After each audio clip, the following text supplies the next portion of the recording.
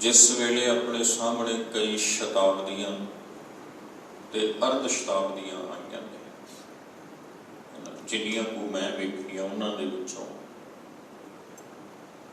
1999 दे विच खालसा साजना की 300 साला शताब्दी आनंदपुर साहब केसगढ़ साहब की धरती के उपर संगतां वल्लों मनाई गई सी। ते 2001 दे विच 400 साला संपूर्णता दिवस मनाया गया सी दरबार साहिब का। ते 2004 दे विच 400 साला प्रकाश पुरब श्री गुरु ग्रंथ साहब जी का मनाया गया सी। पहला प्रकाश दिहाड़ा 1604 तो 2004 तक।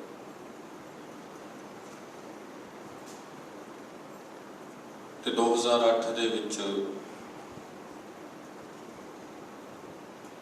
श्री गुरु गोबिंद सिंह जी महाराज उन्हां दा ज्योति जोत 300 साला मनाया गया सी 1708 तो 2008 तक।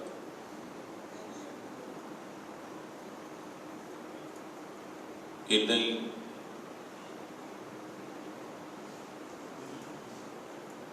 पिछे जे 350 साला मनाया गया सी 2016 दे विच 1666 तो 2016 तक श्री गुरु गोबिंद सिंह महाराज जी का। ते 2019 दे विच 550 साला प्रकाश पुरब मनाया गया सी श्री गुरु नानक देव जी महाराज का। ते इस साल 21 दे विच 400 साला प्रकाश पुरब श्री गुरु तेग बहादुर जी महाराज का मनाया जा रहा है। सो ये मुख रूप दे विच शताब्दियां ने, शायद मैं एक दो भुलदा होवां,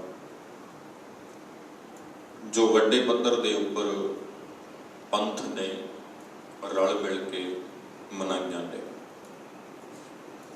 पर क्योंकि पिछले साल तो अपने इस ग्रह के उपर धरती है जिते आप रह रहे हैं, इहदे उपर एक बीमारी चल रही है जिसका नाम कोरोना वायरस दिता गया। तो उहदे चलदियां काफ़ी नुकसान भी होए ने, मनुखता के लिए एक बड़ा वड्डा खतरा भी बन गई सी बीमारी, एक प्रकार नाल मनुखी होंद दे लई। ते पिछला साल तो आपां वेखिया ही है जदों दुनिया सारी लॉकडाउन दे विच लोकी घरां दे विच कैद सन। ते उसे प्रकोप दे करके इस बार जिहड़े 400 साला पुरब दे समागम ने ना, वो भी वधेरे करके ऑनलाइन हो रहे हैं।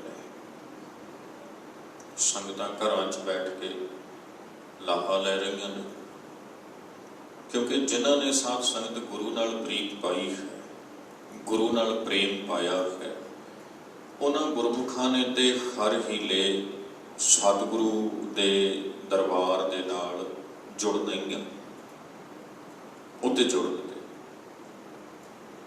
तो उन्होंने हर यत्न भी करना, हर संभव कोशिश भी करनी है सतगुरु का दर्शन किया जाए, गुरु के दर ते जाया जाए, गुरु दीयां बख्शिशां प्राप्त कीतियां जान।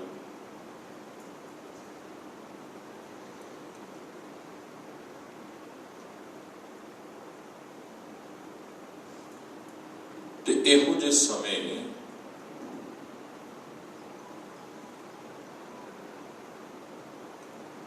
जदों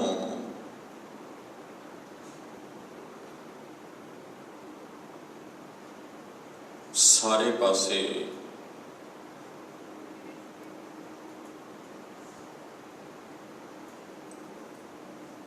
ਦੁਨੀਆ ਦੇ ਵਿੱਚ ਆਪਾਂ ਵੇਖਦੇ ਹਾਂ ਵੀ ਇਹ ਹਾਹਾਕਾਰ ਬਿਮਾਰੀ ਦੀ ਬੱਚੀ, ਤੇ ਫਿਰ ਸਾਨੂੰ ਆਪਣੇ ਇਤਿਹਾਸ ਤੋਂ ਵੀ ਸੇਧ ਲੈਣੀ ਪੈਣੀ ਹੈ ਤੇ ਗੁਰੂ ਸਾਹਿਬ ਦੇ ਸਿਧਾਂਤਾਂ ਵੀ ਅਸੀਂ ਪਹਿਲੀ ਦਫਾ ਤੇ ਕੋਈ ਇੱਦਾਂ ਦੀ ਸਿਚੁਏਸ਼ਨ ਨੂੰ ਫੇਸ ਨਹੀਂ ਕਰ ਰਹੇ ਨਾ, ਪਹਿਲਾਂ ਵੀ ਕਈ ਵਾਰੀ ਇਵੇਂ ਦਾ ਕੁਝ ਵਾਪਰਿਆ ਹੋਇਆ। ਮੈਂ ਇੱਕ ਰਿਪੋਰਟ ਵੇਖੀ ਸੀ ਜਦੋਂ ਪਲੇਗ ਦੀ ਬਿਮਾਰੀ ਫੈਲੀ ਨਾ, ਪਲੇਗ ਦੀ, ਉਸ ਵੇਲੇ ਵੀ ਘਰਾਂ ਦੇ ਵਿੱਚ ਬੰਦ ਕੀਤਾ ਗਿਆ ਸੀ ਲੋਕਾਂ ਨੂੰ, ਕਿਉਂਕਿ ਉਹ ਲਾਗ ਦੀ ਬਿਮਾਰੀ ਸੀ, ਫੈਲ ਜਾਂਦੀ ਸੀ।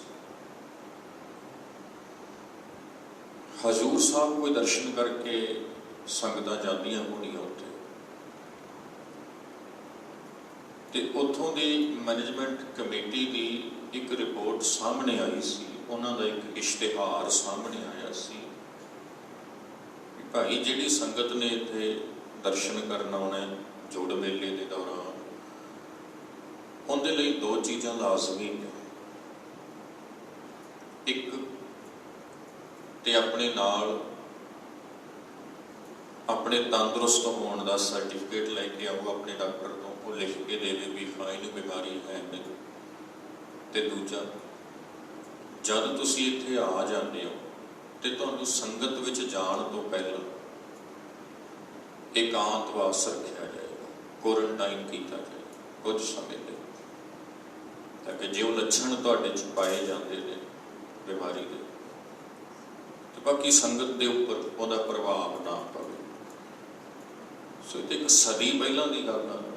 ਇਹ ਬੇਨਤੀ ਇਸ ਲਈ ਕਰ ਰਿਹਾ ਮੈਂ ਵੀ ਇੱਦਾਂ ਦੀ ਸਥਿਤੀ ਹੈ ਜਿਹੜੀ ਇਹ ਪਹਿਲੀ ਵਾਰੀ ਨਹੀਂ ਕੋਈ ਮਨੁੱਖਤਾ ਦੇ ਸਾਹਮਣੇ ਆ ਰਹੀ ਹੈ, ਆਉਂਦੀਆਂ ਰਹਿੰਦੀਆਂ ਨੇ ਸਮੇਂ ਸਮੇਂ ਤੇ, ਜਿਵੇਂ ਜਿਵੇਂ ਮਨੁੱਖੀ ਸੁਭਾਅ 'ਚ ਤਬਦੀਲੀ ਆਉਂਦੀ। ਖੈਰ, ਭਾਈ ਗੁਰਦਾਸ ਜੀ ਲਿਖਦੇ ਨੇ, ਕਹਿੰਦੇ ਕੁਰਬਾਨੀ ਤਿਨਾਂ ਗੁਰਸਿੱਖਾਂ ਭਾਏ ਭਗਤ ਗੁਰਪੁਰਬ ਕਰਦੇ। ਕਹਿੰਦੇ ਮੈਂ ਉਹਨਾਂ ਗੁਰਸਿੱਖਾਂ ਤੋਂ, ਸਿਦਕਵਾਨ ਸਿੱਖਾਂ ਤੋਂ ਕੁਰਬਾਨ ਜਾਂਦਾ ਭਾਈ ਜੋ ਪ੍ਰੇਮ ਦੇ ਨਾਲ ਆਪਣੇ ਗੁਰੂ ਦਾ ਪੁਰਬ ਕਰਦੇ ਨੇ। ਪ੍ਰੇਮ ਨਾਲ ਜਿੰਨਾ ਕੁ ਸਮਾਂ ਆਪਣੇ ਕੋਲੇ ਹੈਗਾ ਨਾ, ਆਪਾਂ ਗੁਰੂ ਸਾਹਿਬ ਦੇ ਜੀਵਨ ਇਤਿਹਾਸ ਸੰਬੰਧੀ ਬੇਨਤੀ ਸਾਂਝੀ ਕਰਾਂਗੇ।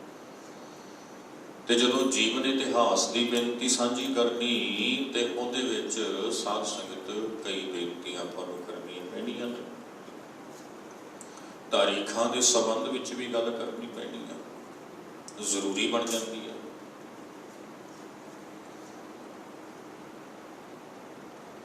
ਪਹਿਲੀ ਬੇਨਤੀ ਤੇ ਸਾਧ ਸੰਗਤ ਆਪ ਜੀ ਇਹ ਸਮਝੋ, ਇਕਾਗਰਤਾ ਨਾਲ ਆਪਣੇ ਗੱਲ ਨੂੰ, ਵੈਸੇ ਸੰਗਤ ਆਪਾਂ ਹੈ ਹੀ ਥੋੜ੍ਹੇ ਆ, ਇਕਾਗਰਤਾ ਤੋਂ ਭਾਵ ਵੀ ਆਪਾਂ ਕੰਸਨਟ੍ਰੇਸ਼ਨ ਆਪਣੀ ਜਿਹੜੀ ਗੱਲ ਕਰ ਰਹੇ ਹਾਂ ਨਾ ਉਹ ਤੇ ਬਣਾ ਕੇ ਰੱਖੀਏ, ਧਿਆਨ ਕੇਂਦਰਿਤ ਰੱਖੀਏ। ਸ਼੍ਰੀ ਗੁਰੂ ਗ੍ਰੰਥ ਸਾਹਿਬ ਜੀ ਦੀ ਪਾਵਨ ਬਾਣੀ ਇਹ ਦੱਸਦੀ, ਥਿੱਤੀ ਵਾਰ ਸੇਵੈ ਮੁਗਧ ਗਵਾਰ। ਪਾਤਸ਼ਾਹ ਕਹਿੰਦੇ ਥਿੱਤਾਂ ਵਾਰਾਂ ਨੂੰ ਭਾਈ ਤੁਸੀਂ ਪੂਜਣਾ ਨਹੀਂ ਨਾ, ਪੂਜਣਾ ਨਹੀਂ। ਸਿੱਖਾਂ ਨੇ ਥਿੱਤਾਂ ਵਾਰਾਂ ਦੀ ਪੂਜਾ ਨਹੀਂ ਕਰਨੀ, ਇਹਨਾਂ ਨੂੰ ਚੰਗੇ ਜਾਂ ਮਾੜੇ ਨਹੀਂ ਮੰਨਣਾ। ਦਿਨ ਨੇ ਸ੍ਰਿਸ਼ਟੀ ਦੇ ਵਿੱਚ, ਬ੍ਰਹਿਮੰਡ ਵਿੱਚ, ਆਪਣੀ ਧਰਤੀ ਦੇ ਦਿਨ ਤੇ ਰਾਤਾਂ, ਇਹਦਾ ਚੱਕਰ ਹੈ, ਉਹ ਚੱਲੀ ਜਾ ਰਿਹਾ। ਉਹਦੇ ਕਰਕੇ ਇੱਥੇ ਦਿਨ ਬਣ ਜਾਂਦਾ ਤੇ ਰਾਤ ਬਣ ਜਾਂਦੀ ਹੈ। ਤੇ ਸਮੇਂ ਨੂੰ ਆਪਣੇ ਢੰਗ ਤਰੀਕੇ ਨਾਲ ਵਰਤਣ ਦੇ ਲਈ ਅਸੀਂ ਮਨੁੱਖਾਂ ਨੇ ਕੀ ਕੀਤਾ, ਕੈਲੰਡਰ ਬਣਾ ਲਿਆ। ਇੱਕ ਅਸੀਂ ਘੜੀ ਬਣਾ ਲਈ। ਹੁਣ ਇਹ ਕੈਲੰਡਰ ਵੀ ਮਨੁੱਖਾਂ ਦੇ ਕੰਮ ਦਾ ਤੇ ਘੜੀ ਵੀ ਮਨੁੱਖਾਂ ਦੇ ਕੰਮ ਦੀ ਹੈ ਨਾ। ਇਹ ਕਿਸੇ ਹੋਰ ਪ੍ਰਜਾਤੀ ਦੇ ਕੰਮ ਦਾ ਤੇ ਹੈ ਨਹੀਂ ਕਿਸੇ ਦਾ ਜੀ। ਵੀ ਘਰੇ ਆਪਾਂ ਗਾਂ ਬੰਨੀ ਹੋਵੇ ਕਿੱਲੇ ਤੇ ਉਹਦੇ ਸਾਹਮਣੇ ਆਪਾਂ ਇਹਦਾ ਕੈਲੰਡਰ ਟੰਗ ਦਈਏ ਤੇ ਉਹਨੂੰ ਇੱਕ ਲਾ ਦਈਏ ਘੜੀ, ਵੀ ਲੈ ਜਦੋਂ 4 ਵੱਜਣਗੇ ਨਾ ਤੂੰ ਉਦੋਂ ਬੋਲਣਾ ਵੀ ਆ ਕੇ ਪੱਠੇ ਪਾ ਜਾਓ, ਸੰਨੀ ਕਰ ਜਾਓ। ਘੜੀ ਤੇ ਪਸ਼ੂਆਂ ਦੇ ਕੰਮ ਦੀ ਆ, ਨਾ ਪੰਛੀਆਂ ਦੇ ਕੰਮ ਦੀ ਆ, ਨਾ ਜਾਨਵਰਾਂ ਦੇ ਕੰਮ ਦੀ ਆ। ਸਿਵਾਏ ਮਨੁੱਖ ਤੋਂ ਜਿੰਨੀਆਂ ਪ੍ਰਜਾਤੀਆਂ ਨੇ, ਘੜੀ ਕਿਸੇ ਦੇ ਕੰਮ ਦੀ ਨਹੀਂ। ਉਹ ਨਹੀਂ ਟਾਈਮ ਦੇਖ ਸਕਦੇ ਇਹਦੇ ਤੋਂ। ਇੱਦਾਂ ਹੀ ਕੈਲੰਡਰ ਹੈ, ਸਿਵਾਏ ਮਨੁੱਖ ਤੋਂ, ਇਨਸਾਨ ਤੋਂ, ਕੈਲੰਡਰ ਵੀ ਹੋਰ ਕਿਸੇ ਪ੍ਰਜਾਤੀ ਦੇ ਕਿਸੇ ਕੰਮ ਦਾ ਨਹੀਂ, ਕੇਵਲ ਮਨੁੱਖ ਦੇ ਕੰਮ ਦਾ, ਇਨਸਾਨ ਦੇ ਕੰਮ, ਹੋਰ ਕਿਸੇ ਦੇ ਕੰਮ ਦਾ ਨਹੀਂ ਕੈਲੰਡਰ।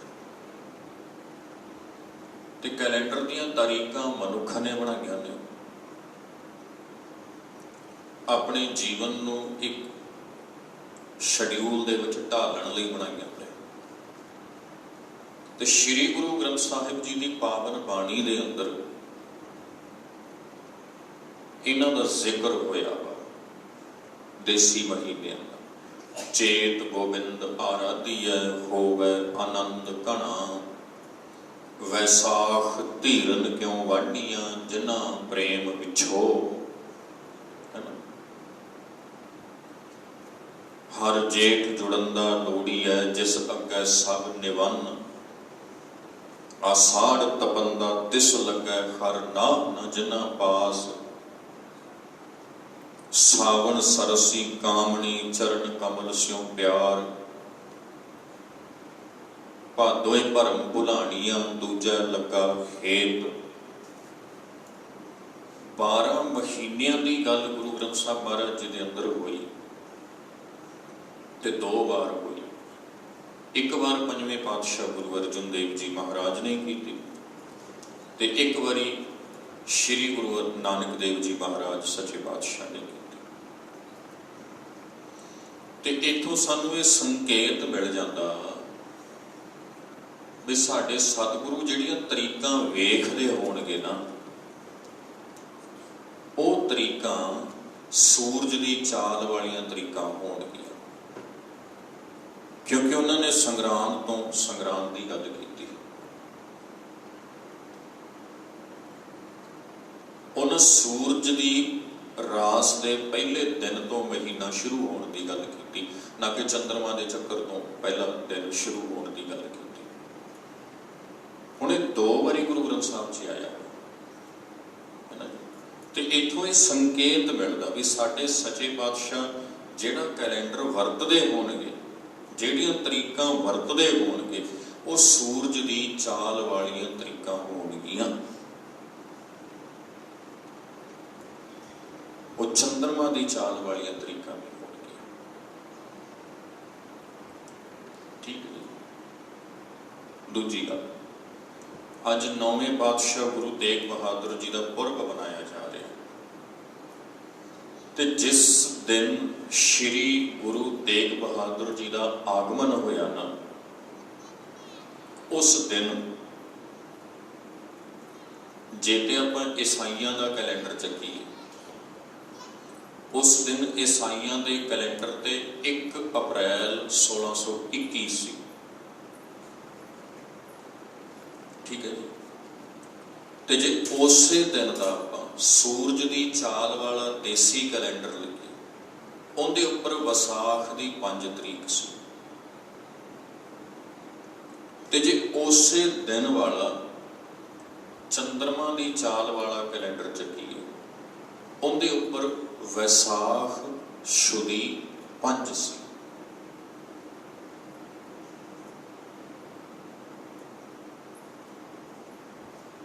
ਇਹ 3 ਤਰੀਕਾਂ ਇੱਕੋ ਹੀ ਦਿਨ ਇਕੱਠੀਆਂ ਨੇ, ਜਿਸ ਦਿਨ 9ਵੇਂ ਪਾਤਸ਼ਾਹ ਦਾ ਆਗਮਨ ਹੋਇਆ।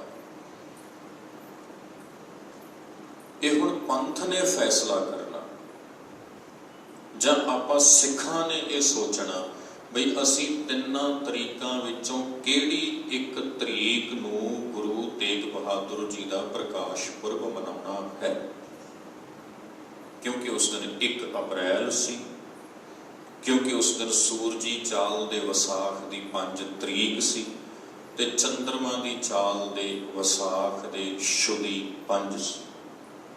ਇਹ 3 ਤਰੀਕਾਂ ਇਕੱਠੀਆਂ ਇੱਕੋ ਹੀ ਦਿਨ ਸਨ ਜਿੱਦਣ ਮਹਾਰਾਜ ਜੀ ਦਾ ਆਗਮਨ ਹੋਇਆ। ਤੇ ਹੁਣ ਆਪਾਂ ਈਸਾਈ ਤਾਂ ਹੈ ਨਹੀਂ ਗੇ ਬਈ ਆਪਾਂ ਈਸਾਈਆਂ ਦੇ ਕੈਲੰਡਰ ਦੇ ਹਿਸਾਬ ਨਾਲ ਤਰੀਕ ਰੱਖੀਏ, ਹੈ ਨਾ। ਇਸ ਲਈ ਆਪਾਂ 1 ਅਪ੍ਰੈਲ ਪਰੇ ਕਰ ਦਿੰਦੇ, ਬਿਨਾਂ ਜੀ ਅਸੀਂ ਇਹ ਨਹੀਂ ਰੱਖਣੀ। ਤੇ ਬਚ ਗਈਆਂ ਸਾਡੇ ਕੋਲੇ 2 ਤਰੀਕਾਂ, ਇੱਕ ਵਿਸਾਖ ਦੀ 5 ਸੂਰਜੀ ਚਾਲ ਤੇ ਦੂਜਾ ਚੰਦਰਮਾ ਦੀ ਚਾਲ ਵਿਸਾਖ ਸ਼ੁਦੀ 5। ਇਹਦਾ ਫੈਸਲਾ ਹੁਣ ਗੁਰੂ ਗ੍ਰੰਥ ਸਾਹਿਬ ਤੋਂ ਕਰੋ। ਮਹਾਰਾਜ ਗੁਰੂ ਸਾਹਿਬ ਤੁਸੀਂ ਕਿਹੜਾ ਕੈਲੰਡਰ ਵਰਤਦੇ ਸੀ? ਤੁਸੀਂ ਚੰਦਰਮਾ ਵਾਲਾ ਵਰਤਦੇ ਸੀ, ਫਿਰ ਅਸੀਂ ਵਿਸਾਖ ਸੁਦੀ 5 ਰੱਖ ਲੈਂਦੇ ਹਾਂ। ਜੇ ਤੁਸੀਂ ਸੂਰਜ ਦੀ ਚਾਲ ਵਾਲਾ ਵਰਤਦੇ ਸੀ, ਫਿਰ ਅਸੀਂ ਵਿਸਾਖ ਦੀ 5 ਰੱਖ ਲੈਂਦੇ ਹਾਂ, ਹੈ ਨਾ।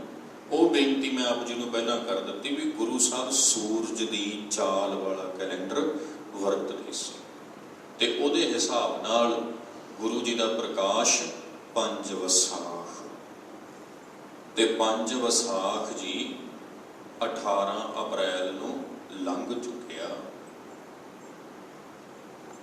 5 ਵਿਸਾਖ 18 ਅਪ੍ਰੈਲ ਨੂੰ ਲੰਘ ਚੁੱਕਿਆ। ਅੱਜ ਦੇ ਵਿਸਾਖ ਸ਼ੁਦੀ 5 ਹੈ, ਚੰਦਰਮਾ ਦੇ ਕੈਲੰਡਰ ਵਾਲੀ ਤਰੀਕ ਹੈ, ਸੂਰਜ ਵਾਲੀ ਨਹੀਂ ਹੈ। ਤੇ ਹੁਣ ਤੁਸੀਂ ਫੈਸਲਾ ਕਰੋ ਬਈ ਅਸੀਂ ਗੁਰੂ ਸਾਹਿਬ ਵਾਲਾ ਕੈਲੰਡਰ ਉਹਦੇ ਅਨੁਸਾਰ ਗੁਰੂ ਸਾਹਿਬ ਦਾ ਪ੍ਰਕਾਸ਼ ਪੁਰਬ ਮਨਾ ਰਹੇ ਹਾਂ, ਜਾਂ ਅਸੀਂ ਉਸ ਤਰੀਕ ਦੇ ਹਿਸਾਬ ਨਾਲ ਜਿਹਨੂੰ ਗੁਰੂ ਸਾਹਿਬ ਮੰਨਦੇ ਹੀ ਨਹੀਂ ਉਸ ਮੁਤਾਬਕ ਮਨਾ ਰਹੇ ਹਾਂ। ਅਗਲੀ ਗੱਲ, ਇੱਕ ਪਾਸੇ ਸਾਡਾ ਪੰਥ ਕਹਿੰਦਾ ਵਾ ਬਈ ਚਲੋ ਪੰਥ ਸ਼ਬਦ ਮੈਂ ਨਾ ਵਰਤਾਂ, ਸਾਡੇ ਕਈ ਸਿੱਖ ਵੀਰ ਕਹਿੰਦੇ ਆ ਵੀ ਜੀ ਗੁਰੂ ਗ੍ਰੰਥ ਸਾਹਿਬ ਮਹਾਰਾਜ ਜੀ ਦੀ ਬੇਅਦਬੀ ਦੇ ਵਿੱਚ ਕਈ ਪੋਲੀਟੀਕਲ ਬੰਦਿਆਂ ਦਾ ਹੱਥ ਸੀ। ਕਹਿੰਦੇ ਨਾ ਕੱਲ ਉੱਥੇ ਕੋਟ ਕਪੂਰੇ ਉਹ ਸਾੜਿਆ ਗਿਆ, ਉਹ PCO ਜਿਹੜਾ ਹਾਈ ਕੋਰਟ ਦਾ ਫੈਸਲਾ, ਉੱਥੇ ਕੋਟ ਕਪੂਰੇ ਉਹਦੀਆਂ ਕਾਪੀਆਂ ਫੂਕੀਆਂ ਤੇ ਰੱਜ ਕੇ ਉੱਥੇ ਇਹ ਆਖਿਆ ਗਿਆ ਬਈ ਇੱਕ ਪਰਿਵਾਰ ਆ ਜਿਹੜਾ ਪੰਥ ਨੂੰ ਨਿਗਾਰ ਵੱਲ ਲੈ ਕੇ ਜਾ ਰਿਹਾ। ਠੀਕ ਹੈ ਜੀ। ਅਗਲੀ ਗੱਲ, ਹੁਣ ਸਾਰਿਆਂ ਨੂੰ ਇਹ ਪਤਾ ਵੀ ਪੰਥ ਨੂੰ ਨਿਗਾਰ ਵੱਲ ਕੌਣ ਲੈ ਕੇ ਜਾ ਰਿਹਾ ਤੇ ਚੜ੍ਹਦੀ ਕਲਾ ਵੱਲ ਕਿਵੇਂ ਲੈ ਗਿਆ। ਠੀਕ ਹੈ ਜੀ। ਹੁਣ ਅਗਲੀ ਗੱਲ ਸੁਣੋ। ਹੁਣ ਉਹ ਉਹਨਾਂ ਹੀ ਲੋਕਾਂ ਨੂੰ ਜਿਹੜੇ ਕਹਿੰਦੇ ਆ ਵੀ ਇੱਕ ਪਰਿਵਾਰ ਦੋਸ਼ੀ ਆ, ਉਹਨਾਂ ਨੂੰ ਪੁੱਛੋ ਭਾਈ ਤੁਸੀਂ ਉਹ ਪਰਿਵਾਰ ਦੀ ਗੱਲ ਮੰਨਦੇ ਹੋ? ਅਗਲਾ ਕਹੇਗਾ ਨਹੀਂ ਜੀ ਅਸੀਂ ਤੇ ਨਹੀਂ ਮੰਨਦੇ, ਤੇ ਮੈਂ ਕਹਾਂਗਾ ਦਾਅਵੇ ਨਾਲ ਨਹੀਂ ਤੁਸੀਂ ਮੰਨਦੇ ਹੋ। ਕਿਵੇਂ? ਆ ਜਿਹੜੀਆਂ ਤਰੀਕਾਂ ਮਨਾਉਣੇ ਹੋ ਉਸੇ ਪਰਿਵਾਰ ਦੀਆਂ ਬਣਾਈਆਂ ਹੋਈਆਂ ਨੇ, ਅਕਾਲ ਤਖਤ ਤੇ ਕਬਜ਼ਾ ਉਹਨਾਂ ਦਾ ਹੀ ਆ। ਤੁਹਾਡਾ ਨਾਨਕਸ਼ਾਹੀ ਕੈਲੰਡਰ ਉਸੇ ਪਰਿਵਾਰ ਨੇ ਰੱਦ ਕਰਾ ਕੇ ਬਿਕਰਮੀ ਲਾਗੂ ਕੀਤਾ ਤੇ ਉਸੇ ਪਰਿਵਾਰ ਨੇ ਜਿਹੜੀਆਂ ਤਰੀਕਾਂ ਦੱਸੀਆਂ ਉਹ ਤੇ ਅੱਜ ਹੱਸਦੇ ਹੋਣਗੇ ਆਪਣੇ ਘਰਾਂ 'ਚ ਬੈਠੇ ਵੀ ਆਹ ਦੇਖੋ ਕਮਲੇ ਸਿੱਖ ਕੱਲ੍ਹ ਤਾਂ ਸਾਨੂੰ ਮਾੜਾ ਕਹਿੰਦੇ ਸੀ, ਅੱਜ ਜਿਹੜੀ ਤਰੀਕ ਅਸੀਂ ਕਹੀ ਉਸੇ ਦਿਨੇ ਪ੍ਰਕਾਸ਼ ਪੁਰਬ ਮਨਾਉਣ ਲੱਗ ਪਏ। ਹੱਸਦੇ ਨਹੀਂ ਹੋਣਗੇ ਆਪਣੇ ਘਰੇ ਬੈਠੇ? ਹੱਸਦੇ ਹੋਣਗੇ ਨਾ ਵੀ ਕੱਲ੍ਹ ਤਾਂ ਉੱਥੇ ਕਾਪੀਆਂ ਸਾੜ ਕੇ ਸਾਨੂੰ ਮਾੜਾ ਮਾੜਾ ਮਾੜਾ ਕਹਿ ਕੇ ਗਏ ਨੇ, ਅੱਜ ਫੇਸਬੁੱਕ ਤੇ ਜਿਹੜੀ ਅਸੀਂ ਤਰੀਕ ਕਹੀ ਵੀ ਗੁਰੂ ਸਾਹਿਬ ਆਹ ਦਿਨ ਜੰਮੇ ਸੀ, ਜਿਹੜੀ ਉਹਨਾਂ ਨੇ ਕਹੀ ਉਸ ਦਿਨ ਵਧਾਈਆਂ ਭੇਜਦੇ ਨੇ, ਉਸ ਦਿਨ ਅਖੰਡ ਪਾਠ ਦੇ ਭੋਗ ਪਾ ਕੇ ਸਮਾਗਮ। ਫਿਰ ਦੱਸੋ ਜੀ ਤੁਸੀਂ ਨਹੀਂ ਮੰਨਦੇ ਹੋ ਪਰਿਵਾਰ ਦੀ ਗੱਲ? ਮੰਨਦੇ ਹੋ ਨਾ, ਕਿਵੇਂ ਰੱਦ ਕਰੋਗੇ? ਜਿਹੜਾ ਦਿਨ ਉਹ ਕਹਿੰਦੇ ਨੇ ਤੁਸੀਂ ਉਸ ਦਿਨ ਸੰਗਰਾਂਦ ਮੰਨ ਲੈਂਦੇ ਹੋ, ਜਿਹੜੇ ਦਿਨ ਉਹ ਪਰਿਵਾਰ ਕਹਿੰਦਾ ਤੁਸੀਂ ਉਸ ਦਿਨ ਮੱਸਿਆ ਮੰਨ ਲੈਂਦੇ ਹੋ, ਜਿਹੜੇ ਦਿਨ ਉਹ ਪਰਿਵਾਰ ਕਹਿੰਦਾ ਤੁਸੀਂ ਆਪਣੇ ਗੁਰੂ ਪਾਤਸ਼ਾਹ ਦਾ ਗੁਰਪੁਰਬ ਮੰਨ ਲੈਂਦੇ ਹੋ, ਉਸ ਦਿਨ ਜਿਹੜਾ ਕੈਲੰਡਰ ਤੁਹਾਨੂੰ ਬਣਾ ਕੇ ਦਿੰਦੇ ਨੇ ਤੁਸੀਂ ਕਹਿ ਦਿੰਦੇ ਹੋ ਠੀਕ ਹੈ ਜੀ ਸਾਨੂੰ ਪ੍ਰਵਾਨ ਆ। ਸਿੱਧਮ ਸਿੱਧੇ ਗੁਲਾਮ ਬਣੇ ਪਏ ਆ ਕਿ ਨਹੀਂ ਬਣੇ ਜੀ? ਅੱਛਾ ਜੇ ਗੁਲਾਮੀ ਗਲੋਂ ਲਾਉਣੀ ਆ ਤਾਂ ਤਰੀਕਾ ਕੀ ਹੈ ਜੀ? ਫਿਰ ਤੁਸੀਂ ਹੱਲ ਪੁੱਛੋ ਉਹਦਾ ਵੀ ਹੱਲ ਕੀ ਹੈ? ਸਭ ਤੋਂ ਵੱਡਾ ਹੱਲ ਹੈ ਇਹਦਾ ਵੀ ਤੁਸੀਂ ਮੂਲ ਨਾਨਕਸ਼ਾਹੀ ਕੈਲੰਡਰ ਨੂੰ ਅਪਣਾਓ। ਮੂਲ ਨਾਨਕਸ਼ਾਹੀ ਕੈਲੰਡਰ ਜਿਹਦਾ ਕਤਲ ਕੀਤਾ ਇਸ ਪਰਿਵਾਰ ਨੇ, ਜਿਹਨੂੰ ਅਕਾਲ ਤਖਤ ਸਾਹਿਬ ਤੋਂ ਇਹਨਾਂ ਨੇ ਆਪਣੇ ਜਿਹੜੇ ਇਹਨਾਂ ਦੇ ਬੰਦੇ ਉੱਥੇ ਬੈਠੇ ਸਨ ਉਹਨਾਂ ਤੋਂ ਰੱਦ ਕਰਵਾਇਆ।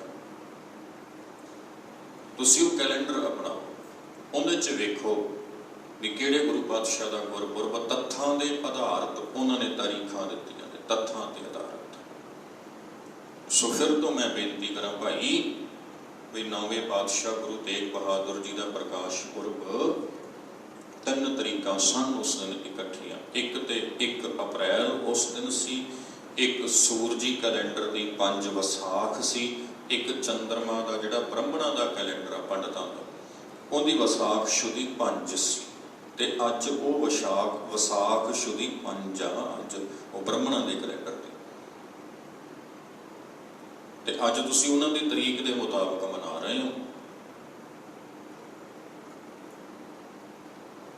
ਤੇ ਜੇ ਅਸੀਂ ਗੁਰੂ ਸਾਹਿਬ ਜਿਹੜਾ ਕੈਲੰਡਰ ਵਰਤਦੇ ਸੀ, ਉਹਨਾਂ ਨੇ ਗੁਰਬਾਣੀ 'ਚ ਦੱਸ ਦਿੱਤਾ, 2 ਥਾਂ ਤੇ 12ਵਾਂ ਬਾਣੀ ਉਚਾਰ ਦਿੱਤੀ ਮਹਾਰਾਜ ਨੇ। ਸੂਰਜੀ ਚਾਲ ਦੀ ਸਾਰੀ ਬਾਣੀ ਆ, ਮਹੀਨੇ ਉਹ ਲਏ ਗਏ ਨੇ, ਤੇ ਉਹਦੇ ਮੁਤਾਬਕ ਗੁਰੂ ਸਾਹਿਬ ਦਾ ਪ੍ਰਕਾਸ਼ ਪੁਰਬ 18 ਅਪ੍ਰੈਲ ਨੂੰ ਲੰਘ ਚੁੱਕਿਆ, ਜਿਸ ਦਿਨ ਵਿਸਾਖ ਦੀ 5 ਸੀ। ਸੋ ਇਹ ਬੇਨਤੀ ਮੈਂ ਇਉਂ ਨਹੀਂ ਕਹਿ ਰਿਹਾ ਵੀ ਆਪਾਂ ਗਲਤ ਹਾਂ।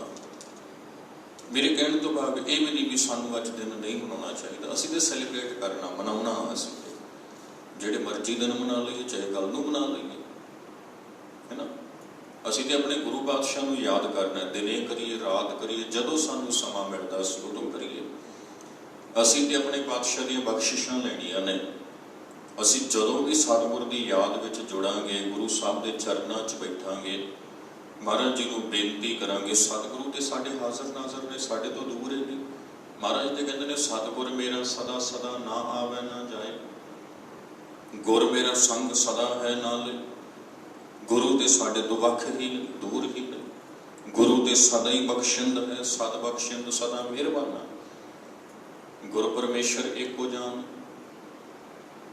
ਸੋ ਐਸੇ ਮਹਾਨ ਸਤਿਗੁਰੂ ਸ਼੍ਰੀ ਗੁਰੂ ਤੇਗ ਬਹਾਦਰ ਜੀ ਮਹਾਰਾਜ, ਭਾਈ ਉਹਨਾਂ ਦਾ ਪ੍ਰਕਾਸ਼ ਵਿਸਾਖ ਦੀ 5 ਨੂੰ ਅੰਮ੍ਰਿਤਸਰ ਸਾਹਿਬ ਦੀ ਧਰਤੀ ਦੇ ਉੱਪਰ ਮਾਤਾ ਨਾਨਕੀ ਜੀ ਦੀ ਕੁੱਖੋਂ ਹੋਇਆ ਸੀ। 6ਵੇਂ ਪਾਤਸ਼ਾਹ ਗੁਰੂ ਹਰਗੋਬਿੰਦ ਸਾਹਿਬ ਦੇ ਘਰ ਸ਼੍ਰੀ ਤੇਗ ਬਹਾਦਰ ਜੀ ਦੇ ਜਨਮ ਤੋਂ ਪਹਿਲਾਂ ਨਾ ਗੁਰੂ ਹਰਗੋਬਿੰਦ ਸਾਹਿਬ ਜੀ ਦੇ ਘਰ 5 ਨਿਆਣੇ ਸਨ। ਉਹਨਾਂ ਦੇ ਵੱਡੇ ਬੱਚੇ ਦਾ ਨਾਂ ਸੀ ਗੁਰਦਿੱਤਾ ਜੀ। ਫਿਰ ਸਨ ਉਹਨਾਂ ਦੇ ਸੂਰਜਮਲ ਜੀ, ਅਣੀ ਰਾਏ ਜੀ, ਅਟਲ ਰਾਏ ਜੀ, ਤੇ 5ਵੀਂ ਉਹਨਾਂ ਦੀ ਬੇਟੀ ਸੀ ਬੀਬੀ ਵੀਰੋ, ਤੇ 6ਵੇਂ ਤੇਗ ਬਹਾਦਰ ਜੀ ਸਨ। 6 ਬੱਚੇ ਸਨ ਉਹਨਾਂ ਦੇ, ਸ਼੍ਰੀ ਗੁਰੂ ਹਰਗੋਬਿੰਦ ਜੀ ਮਹਾਰਾਜ। ਜਿਸ ਵੇਲੇ ਨਾ 1621 ਵਿੱਚ ਸਤਿਗੁਰੂ ਸ਼੍ਰੀ ਗੁਰੂ ਤੇਗ ਬਹਾਦਰ ਜੀ ਦਾ ਆਗਮਨ ਹੋਇਆ, ਉਸ ਵੇਲੇ ਅੰਮ੍ਰਿਤਸਰ ਸਾਹਿਬ ਦਾ ਮਾਹੌਲ ਸੀ ਜਿਹੜਾ, ਉਹ ਬੜਾ ਸ਼ਾਂਤ ਸੀ। ਕੋਈ ਲੜਾਈ ਝਗੜਿਆਂ ਵਾਲਾ ਨਹੀਂ ਸੀ, ਕਿਸੇ ਪਾਸੇ ਕੋਈ ਬਗਾਵਤ ਨਹੀਂ ਸੀ ਹੋ ਰਹੀ। ਬੜੀ ਸ਼ਾਂਤੀ ਦੇ ਨਾਲ ਧਰਮ ਦਾ ਪ੍ਰਚਾਰ ਹੋ ਰਿਹਾ ਸੀ, ਤੇ ਸੰਗਤ ਗੁਰੂ ਸਾਹਿਬ ਦੇ ਉਪਦੇਸ਼ਾਂ ਨਾਲ ਜੁੜ ਰਹੀ ਸੀ। ਉਸ ਤੋਂ ਪਹਿਲਾਂ ਸ਼੍ਰੀ ਗੁਰੂ ਹਰਗੋਬਿੰਦ ਜੀ ਮਹਾਰਾਜ ਅਕਾਲ ਤਖਤ ਸਾਹਿਬ ਦੀ ਸਿਰਜਣਾ ਕਰ ਚੁੱਕੇ ਨੇ। ਉਸ ਤੋਂ ਪਹਿਲਾਂ ਸ਼੍ਰੀ ਗੁਰੂ ਹਰਗੋਬਿੰਦ ਜੀ ਮਹਾਰਾਜ ਗਵਾਲੀਅਰ ਦੇ ਵਿੱਚ ਕੈਦ ਵੀ ਕੱਟ ਕੇ ਆ ਚੁੱਕੇ ਨੇ। ਉਹ ਜਿਹੜੀਆਂ ਘਟਨਾਵਾਂ ਸੀ ਸਾਰੀਆਂ ਪਹਿਲਾਂ ਵਾਪਰ ਚੁੱਕੀਆਂ ਨੇ। ਜੰਗੀ ਤਿਆਰੀਆਂ ਅੰਮ੍ਰਿਤਸਰ ਸਾਹਿਬ ਦੇ ਵਿੱਚ ਚੱਲ ਰਹੀਆਂ ਨੇ, ਤੇ ਤੇਗ ਬਹਾਦਰ ਜੀ ਜਦੋਂ ਵੱਡੇ ਹੁੰਦੇ ਨੇ ਨਾ, ਸ਼੍ਰੀ ਗੁਰੂ ਹਰਗੋਬਿੰਦ ਜੀ ਮਹਾਰਾਜ ਉਹਨਾਂ ਦੀ ਪਰਵਰਿਸ਼ ਆਪਣੇ ਬਾਕੀ ਬੱਚਿਆਂ ਦੇ ਵਾਂਗ ਵਧੀਆ ਤਰੀਕੇ ਨਾਲ ਕਰ ਰਹੇ ਨੇ। ਉਹਨਾਂ ਦੀ ਪੜ੍ਹਾਈ ਦਾ ਪੂਰਾ ਵਧੀਆ ਧਿਆਨ ਰੱਖ ਰਹੇ ਨੇ। 1629 ਦੇ ਵਿੱਚ ਸ਼੍ਰੀ ਗੁਰੂ ਹਰਗੋਬਿੰਦ ਜੀ ਮਹਾਰਾਜ ਨੇ ਆਪਣੀ ਧੀ ਬੀਬੀ ਵੀਰੋ ਦਾ ਵਿਆਹ ਰੱਖਿਆ। ਵਿਆਹ ਦਾ ਦਿਨ ਨੇੜੇ ਆਇਆ, ਤਿਆਰੀਆਂ ਚੱਲ ਰਹੀਆਂ ਨੇ, ਤੇ ਇੱਕ ਘਟਨਾ ਵਾਪਰ ਜਾਂਦੀ ਹੈ। ਹੁਣ ਇਹ ਮੈਂ ਵਿਆਹ ਵਾਲੀ ਗੱਲ ਇੱਥੇ ਰੋਕ ਕੇ ਇੱਕ ਬੇਨਤੀ ਆਪ ਜੀ ਦੇ ਧਿਆਨ 'ਚ ਲਿਆਉਣੀ ਚਾਹੁੰਦਾ। ਆਪਾਂ ਗੁਰਸਿੱਖ ਹਾਂ ਨਾ, ਜਿੰਨੇ ਸਿੱਖ ਗੁਰੂ ਸਾਹਿਬ ਨਾਲ ਜੁੜੇ ਹੋਏ, ਭਾਰਤ ਦੇ ਵਿੱਚ ਆਪਾਂ ਗਿਣਤੀ ਪੱਖੋਂ ਬਹੁਤ ਥੋੜ੍ਹੇ ਹਾਂ। ਅੱਜ नहीं, शुरू तो ही ਆਪਾਂ थोड़े हैं ਜਦੋਂ ਦਾ ਸਿੱਖ ਧਰਮ ਇੱਥੇ ਚੱਲਿਆ ਉਸ ਵੇਲੇ ਤੇ ਗੁਰੂ ਹਰਗੋਬਿੰਦ ਸਾਹਿਬ ਦੇ ਸਮੇਂ ਵੀ ਭਾਰਤ ਦੇ ਅੰਦਰ ਵੱਡੀ ਗਿਣਤੀ ਸਿੱਖਾਂ ਦੀ ਨਹੀਂ ਸੀ, ਥੋੜੀ ਗਿਣਤੀ ਸੀ। ਵੱਡੀ ਗਿਣਤੀ ਇੱਥੇ ਹਿੰਦੂ ਲੋਕਾਂ ਦੀ ਸੀ। ਉਹ ਧਰਮ ਬੜਾ ਵੱਡਾ ਸੀ, ਉਹਨਾਂ ਦੇ ਮੁਕਾਬਲੇ ਸਿੱਖ ਧਰਮ ਬੜਾ ਥੋੜਾ ਸੀ, ਛੋਟਾ ਸੀ। ਤੇ ਭਾਰਤ ਵਿੱਚ ਹਕੂਮਤ ਉਸ ਵੇਲੇ ਜਹਾਂਗੀਰ ਦੀ ਸੀ ਤੇ ਜਹਾਂਗੀਰ ਤੋਂ ਬਾਅਦ, ਉਹਦੀ ਮੌਤ ਤੋਂ ਬਾਅਦ, ਉਹਦਾ ਪੁੱਤਰ ਸ਼ਾਹਜਹਾਂ ਦਿੱਲੀ ਦੇ ਤਖਤ ਤੇ ਬੈਠਿਆ। ਹੁਣ ਉਹਨਾਂ ਦੇ ਲਈ ਸਭ ਤੋਂ ਵੱਡਾ ਖਤਰਾ ਉਹ ਲੋਕ ਨਹੀਂ ਹੈਗੇ ਜਿਹੜੇ ਭਾਰਤ ਵਿੱਚ ਸਭ ਤੋਂ ਵੱਡੀ ਗਿਣਤੀ 'ਚ ਰਹਿ ਰਹੇ। ਤੁਸੀਂ ਵੇਖੋ ਕਮਾਲ ਦੀ ਗੱਲ, ਬਾਦਸ਼ਾਹ ਦੇ ਲਈ ਉਹ ਲੋਕ ਜਿਹੜੇ ਸਭ ਤੋਂ ਵੱਡੀ ਗਿਣਤੀ 'ਚ ਭਾਰਤ 'ਚ ਰਹਿ ਰਹੇ ਨੇ, ਉਹ ਖਤਰਾ ਨਹੀਂ ਹੈਗੇ ਨਾ ਉਹਦੇ ਲਈ, ਨਾ ਉਹਦੇ ਰਾਜ ਭਾਗ ਲਈ। ਉਹ ਆਪਣੇ ਰਾਜ ਭਾਗ ਲਈ ਸਭ ਤੋਂ ਵੱਡਾ ਖਤਰਾ ਉਹਨਾਂ ਨੂੰ ਮੰਨਦਾ ਜਿਹੜੇ ਸਭ ਤੋਂ ਘੱਟ ਗਿਣਤੀ 'ਚ ਨੇ। ਉਹ ਕੌਣ ਨੇ ਜੀ? ਸਿੱਖ। ਕਿਉਂ ਮੰਨਦਾ? ਹੁਣ ਇਹ ਸੋਚੋ, ਕਾਹਤੋਂ ਮੰਨਦਾ? ਸਿੱਖ ਛੋਟੀ ਗਿਣਤੀ 'ਚ ਹੁੰਦੇ ਵੀ ਖਤਰਾ ਕਿਉਂ? ਕਿਉਂਕਿ ਸਿੱਖਾਂ ਨੂੰ ਕਦੇ ਵੀ ਗਿਣਿਆ ਮਿਣਿਆ ਸਿੱਖਾਂ ਦੀ ਸੰਖਿਆ ਦੇ ਅਨੁਸਾਰ ਨਹੀਂ ਜਾ ਸਕਦਾ, ਬਲਕਿ ਸਿੱਖਾਂ ਦੀ ਵਿਚਾਰਧਾਰਾ ਦੇ ਅਨੁਸਾਰ ਇਹਨਾਂ ਨੂੰ ਗਿਣਿਆ ਮਿਣਿਆ ਜਾ ਸਕਦਾ। ਸਿੱਖ ਗਿਣਤੀ 'ਚ ਥੋੜੇ ਹੋਣ, ਬਹੁਤੇ ਹੋਣ, ਕੋਈ ਮਾਇਨਾ ਨਹੀਂ। ਮਾਇਨਾ ਇਸ ਗੱਲ ਦਾ ਆ ਵੀ ਇਹਨਾਂ ਕੋਲ ਵਿਚਾਰਧਾਰਾ ਗੁਰੂ ਦੀ ਹੈਗੀ ਕਿ ਨਹੀਂ ਹੈਗੀ। ਸੱਚ ਜਾਣਿਓ, ਜੇ ਵਿਚਾਰਧਾਰਾ ਗੁਰੂ ਦੀ ਆ ਨਾ ਸਿੱਖ ਕੋਲ, ਤੇ ਇੱਕ ਵੀ 1.25 ਲੱਖ ਤੇ ਭਾਰੂ ਪੈ ਸਕਦਾ।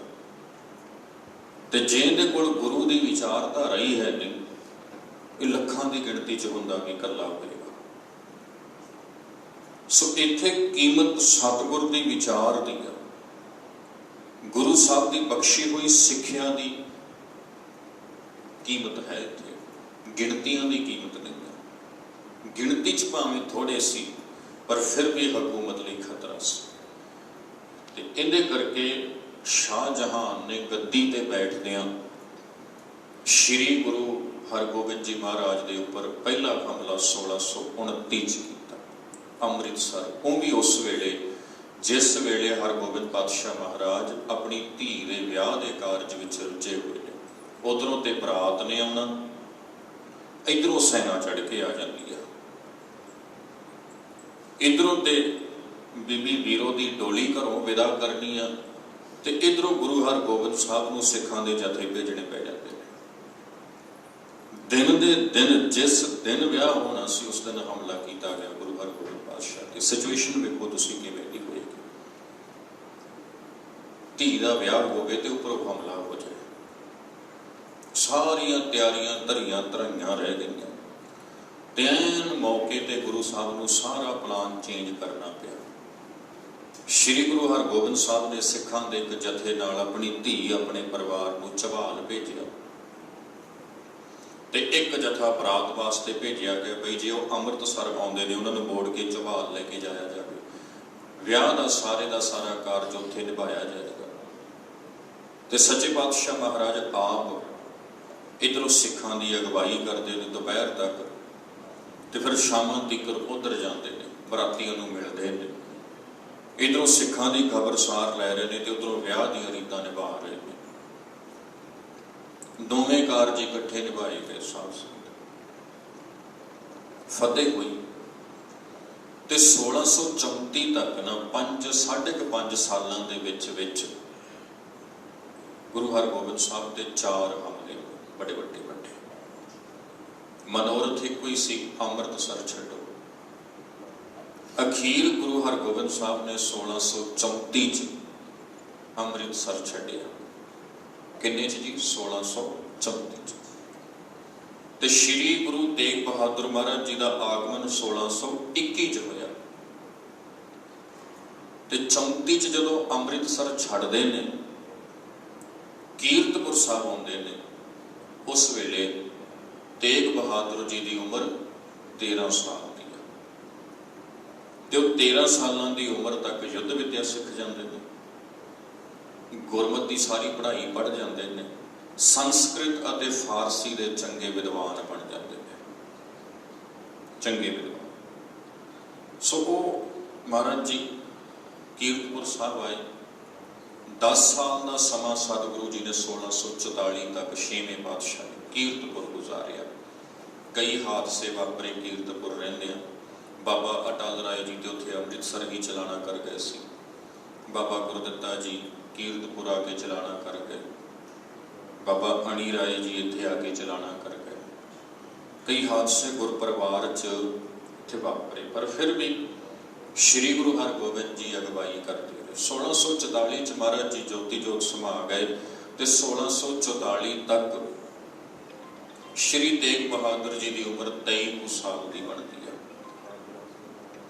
ਤੇ ਇਤਿਹਾਸਕਾਰ ਦੱਸਦੇ ਨੇ ਵੀ ਇਸ ਵੇਲੇ ਮਹਾਰਾਜ 23 ਸਾਲ ਦਾ ਬੱਚਾ ਨਾ ਸਮਝਦਾਰ ਹੋ ਜਾਂਦਾ, ਸਿਆਣਾ ਹੋ ਜਾਂਦਾ, ਬਹੁਤ ਸਮਝ ਆ ਜਾਂਦੀ।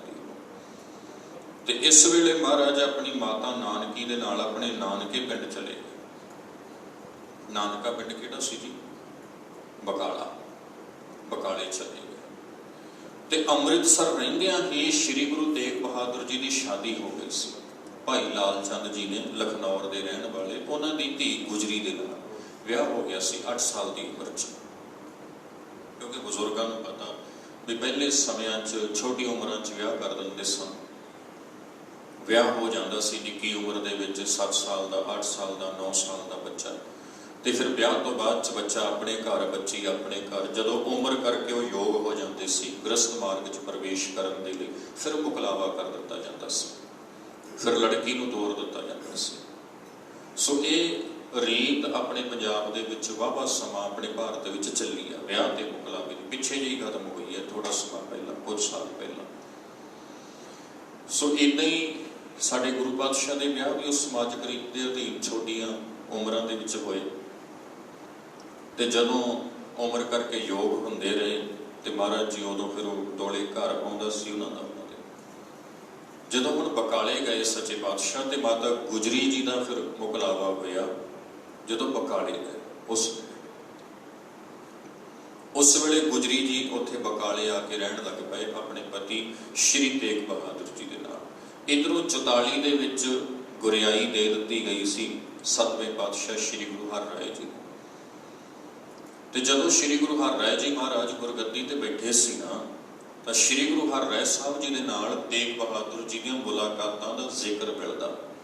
ਤੇ ਇਹ ਵੀ ਜ਼ਿਕਰ ਮਿਲਦਾ ਕਿ ਪੰਜਾਬ ਦੇ ਵਿੱਚ ਜਿਹੜਾ ਮਾਝੇ ਦਾ ਇਲਾਕਾ ਸੀ ਤੇ ਭਾਰਤ ਦਾ ਉੱਤਰ ਵਾਲਾ ਹਿੱਸਾ ਸੀ, ਜੋ ਉਸ ਇਲਾਕੇ ਵਿੱਚ ਧਰਮ ਪ੍ਰਚਾਰ ਦੀ ਸਾਰੀ ਜ਼ਿੰਮੇਵਾਰੀ ਸ਼੍ਰੀ ਗੁਰੂ ਹਰਿਰਾਏ ਜੀ ਮਹਾਰਾਜ ਨੇ ਤੇਗ ਬਹਾਦਰ ਜੀ ਨੂੰ ਸੌਂਪੀ ਹੋਈ ਸੀ ਵੀ ਇਸ ਇਲਾਕੇ ਵਿੱਚ ਗੁਰਮਤਿ ਦੇ ਪ੍ਰਚਾਰ ਦਾ ਸਾਰਾ ਕਾਰਜ ਤੁਸੀਂ ਕਰੋਗੇ। ਤੇ ਜਦੋਂ ਸ਼੍ਰੀ ਗੁਰੂ ਹਰਿਰਾਏ ਜੀ ਮਹਾਰਾਜ ਜੋਤੀ ਜੋਤ ਸਮਾਏ 1661 ਵਿੱਚ, ਸ਼੍ਰੀ ਤੇਗ ਬਹਾਦਰ ਜੀ ਮਹਾਰਾਜ ਉਸ ਵੇਲੇ ਭਾਰਤ ਦੇ ਵੱਖ-ਵੱਖ ਸੂਬਿਆਂ ਦਾ ਦੌਰਾ ਕਰ ਰਹੇ ਨੇ ਧਰਮ ਪ੍ਰਚਾਰ ਦਾ। ਤੇ 1661 ਦੇ ਵਿੱਚ 8ਵੇਂ ਪਾਤਸ਼ਾਹ ਗੁਰੂ ਹਰਕ੍ਰਿਸ਼ਨ ਮਹਾਰਾਜ ਗੁਰਗੱਦੀ ਤੇ ਬੈਠਦੇ ਨੇ। 1664 ਤੱਕ ਆਪ ਜੀ ਪੰਥ ਦੀ ਅਗਵਾਈ ਕਰਦੇ ਨੇ ਤੇ 1664 ਤੀਕਰ ਤੇਗ ਬਹਾਦਰ ਜੀ ਦੀ ਉਮਰ ਕਿੰਨੀ ਹੋ ਜਾਂਦੀ ਹੈ ਜੀ?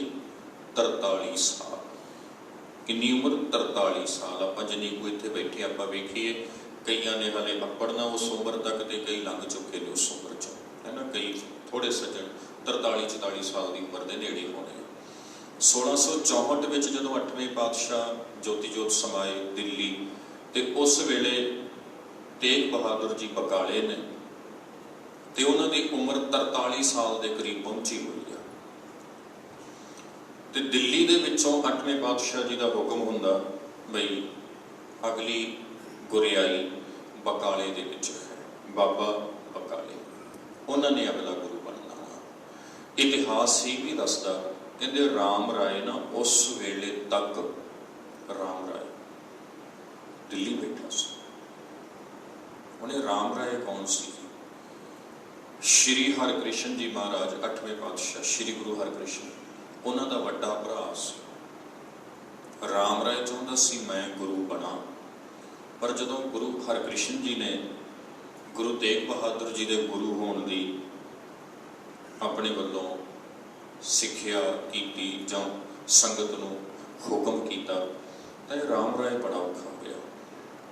इन्हें औरंगजेब नूं आखिया, कहना इस तो पहला इत्थों सिखां दा जथा बकाले जाके उन्हां नूं गुरु ऐलान देवे, दिल्ली दे विचों सिखां दा जथा कोई पंजाब वल ना जावे, पाबंदी ला दिओ। औरंगजेब ने बाकायदा ये पाबंदी लाई सी बई दिल्ली च वसदा कोई भी सिख पंजाब वल नहीं जाएगा।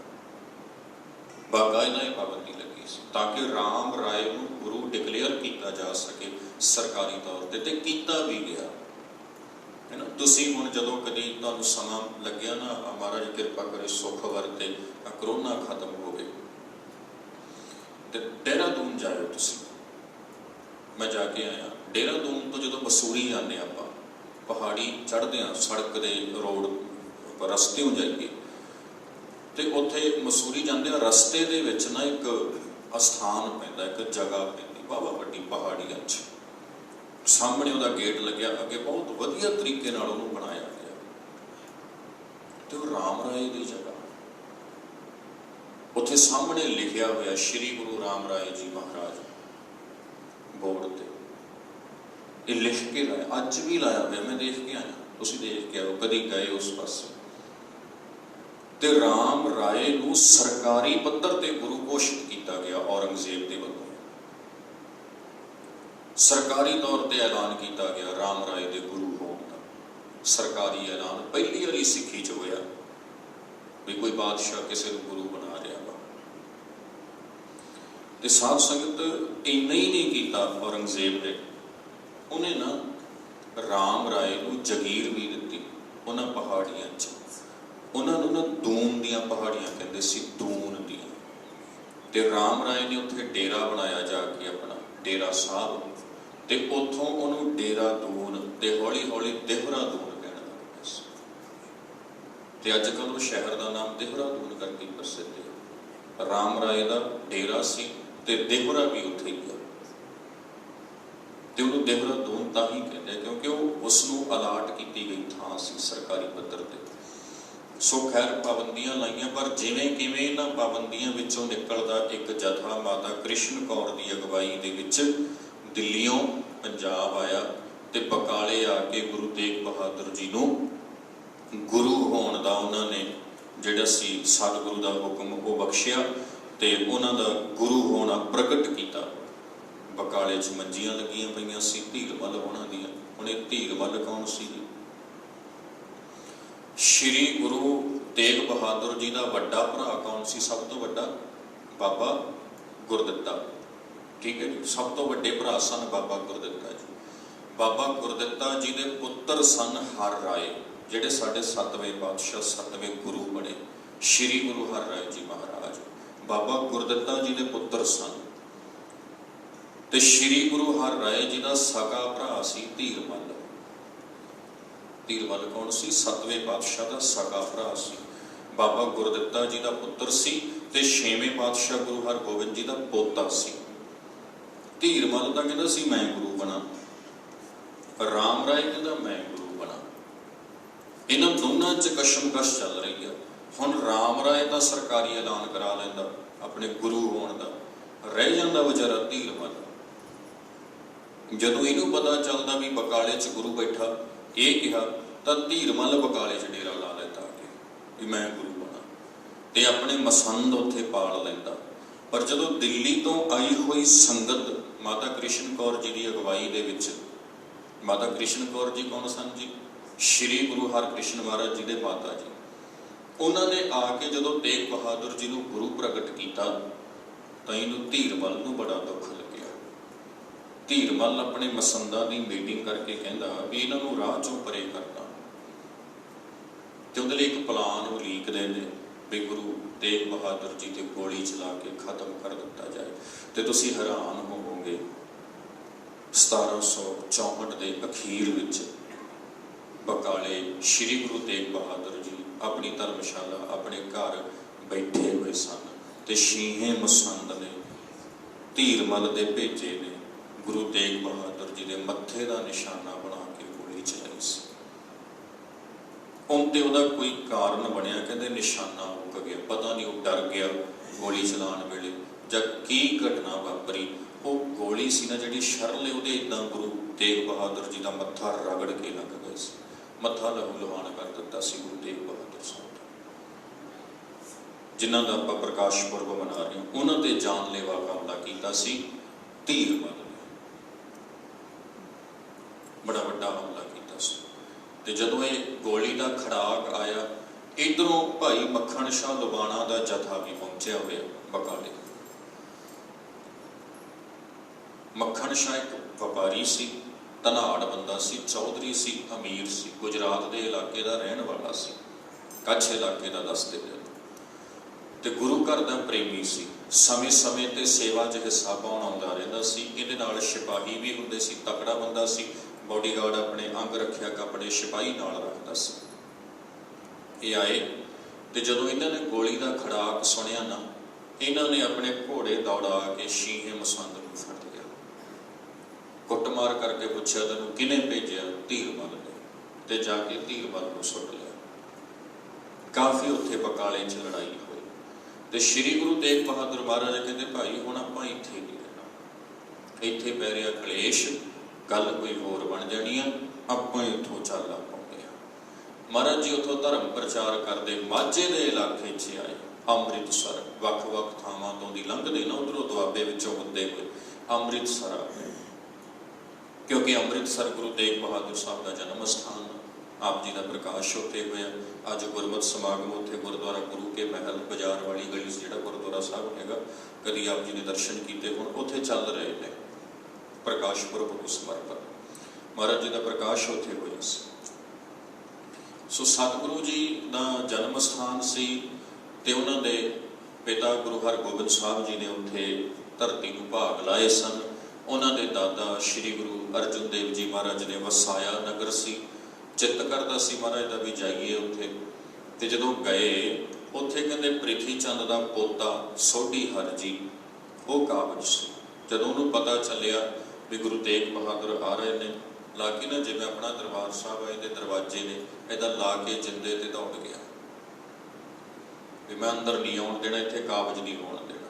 चलो महाराज जी उत्थे कुछ समा इंतजार करते हुए उत्थों कीरतपुर साहब आ गए, सच्चे पातशाह ने उत्थे डेरा रखिया, धर्म प्रचार करते रहे।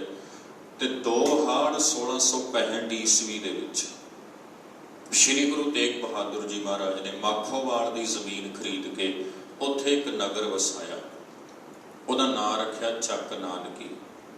कमाल दी गल, 2 हाड़ नूं पिंड वसाया चक नानकी। 2 चीज़ां कमाल दियां देखो, नानकी नाम क्यों रखिया जी पिंड का? क्योंकि गुरु तेग बहादुर जी की माँ का नाम नानकी सी, माता नानकी।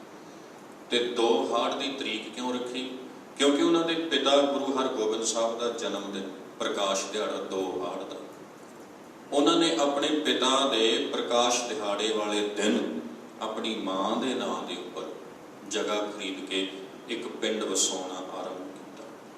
ते उही चक नानकी पिंड हौली हौली आनंदपुर साहब के नाम तो जानिया जाण लगे।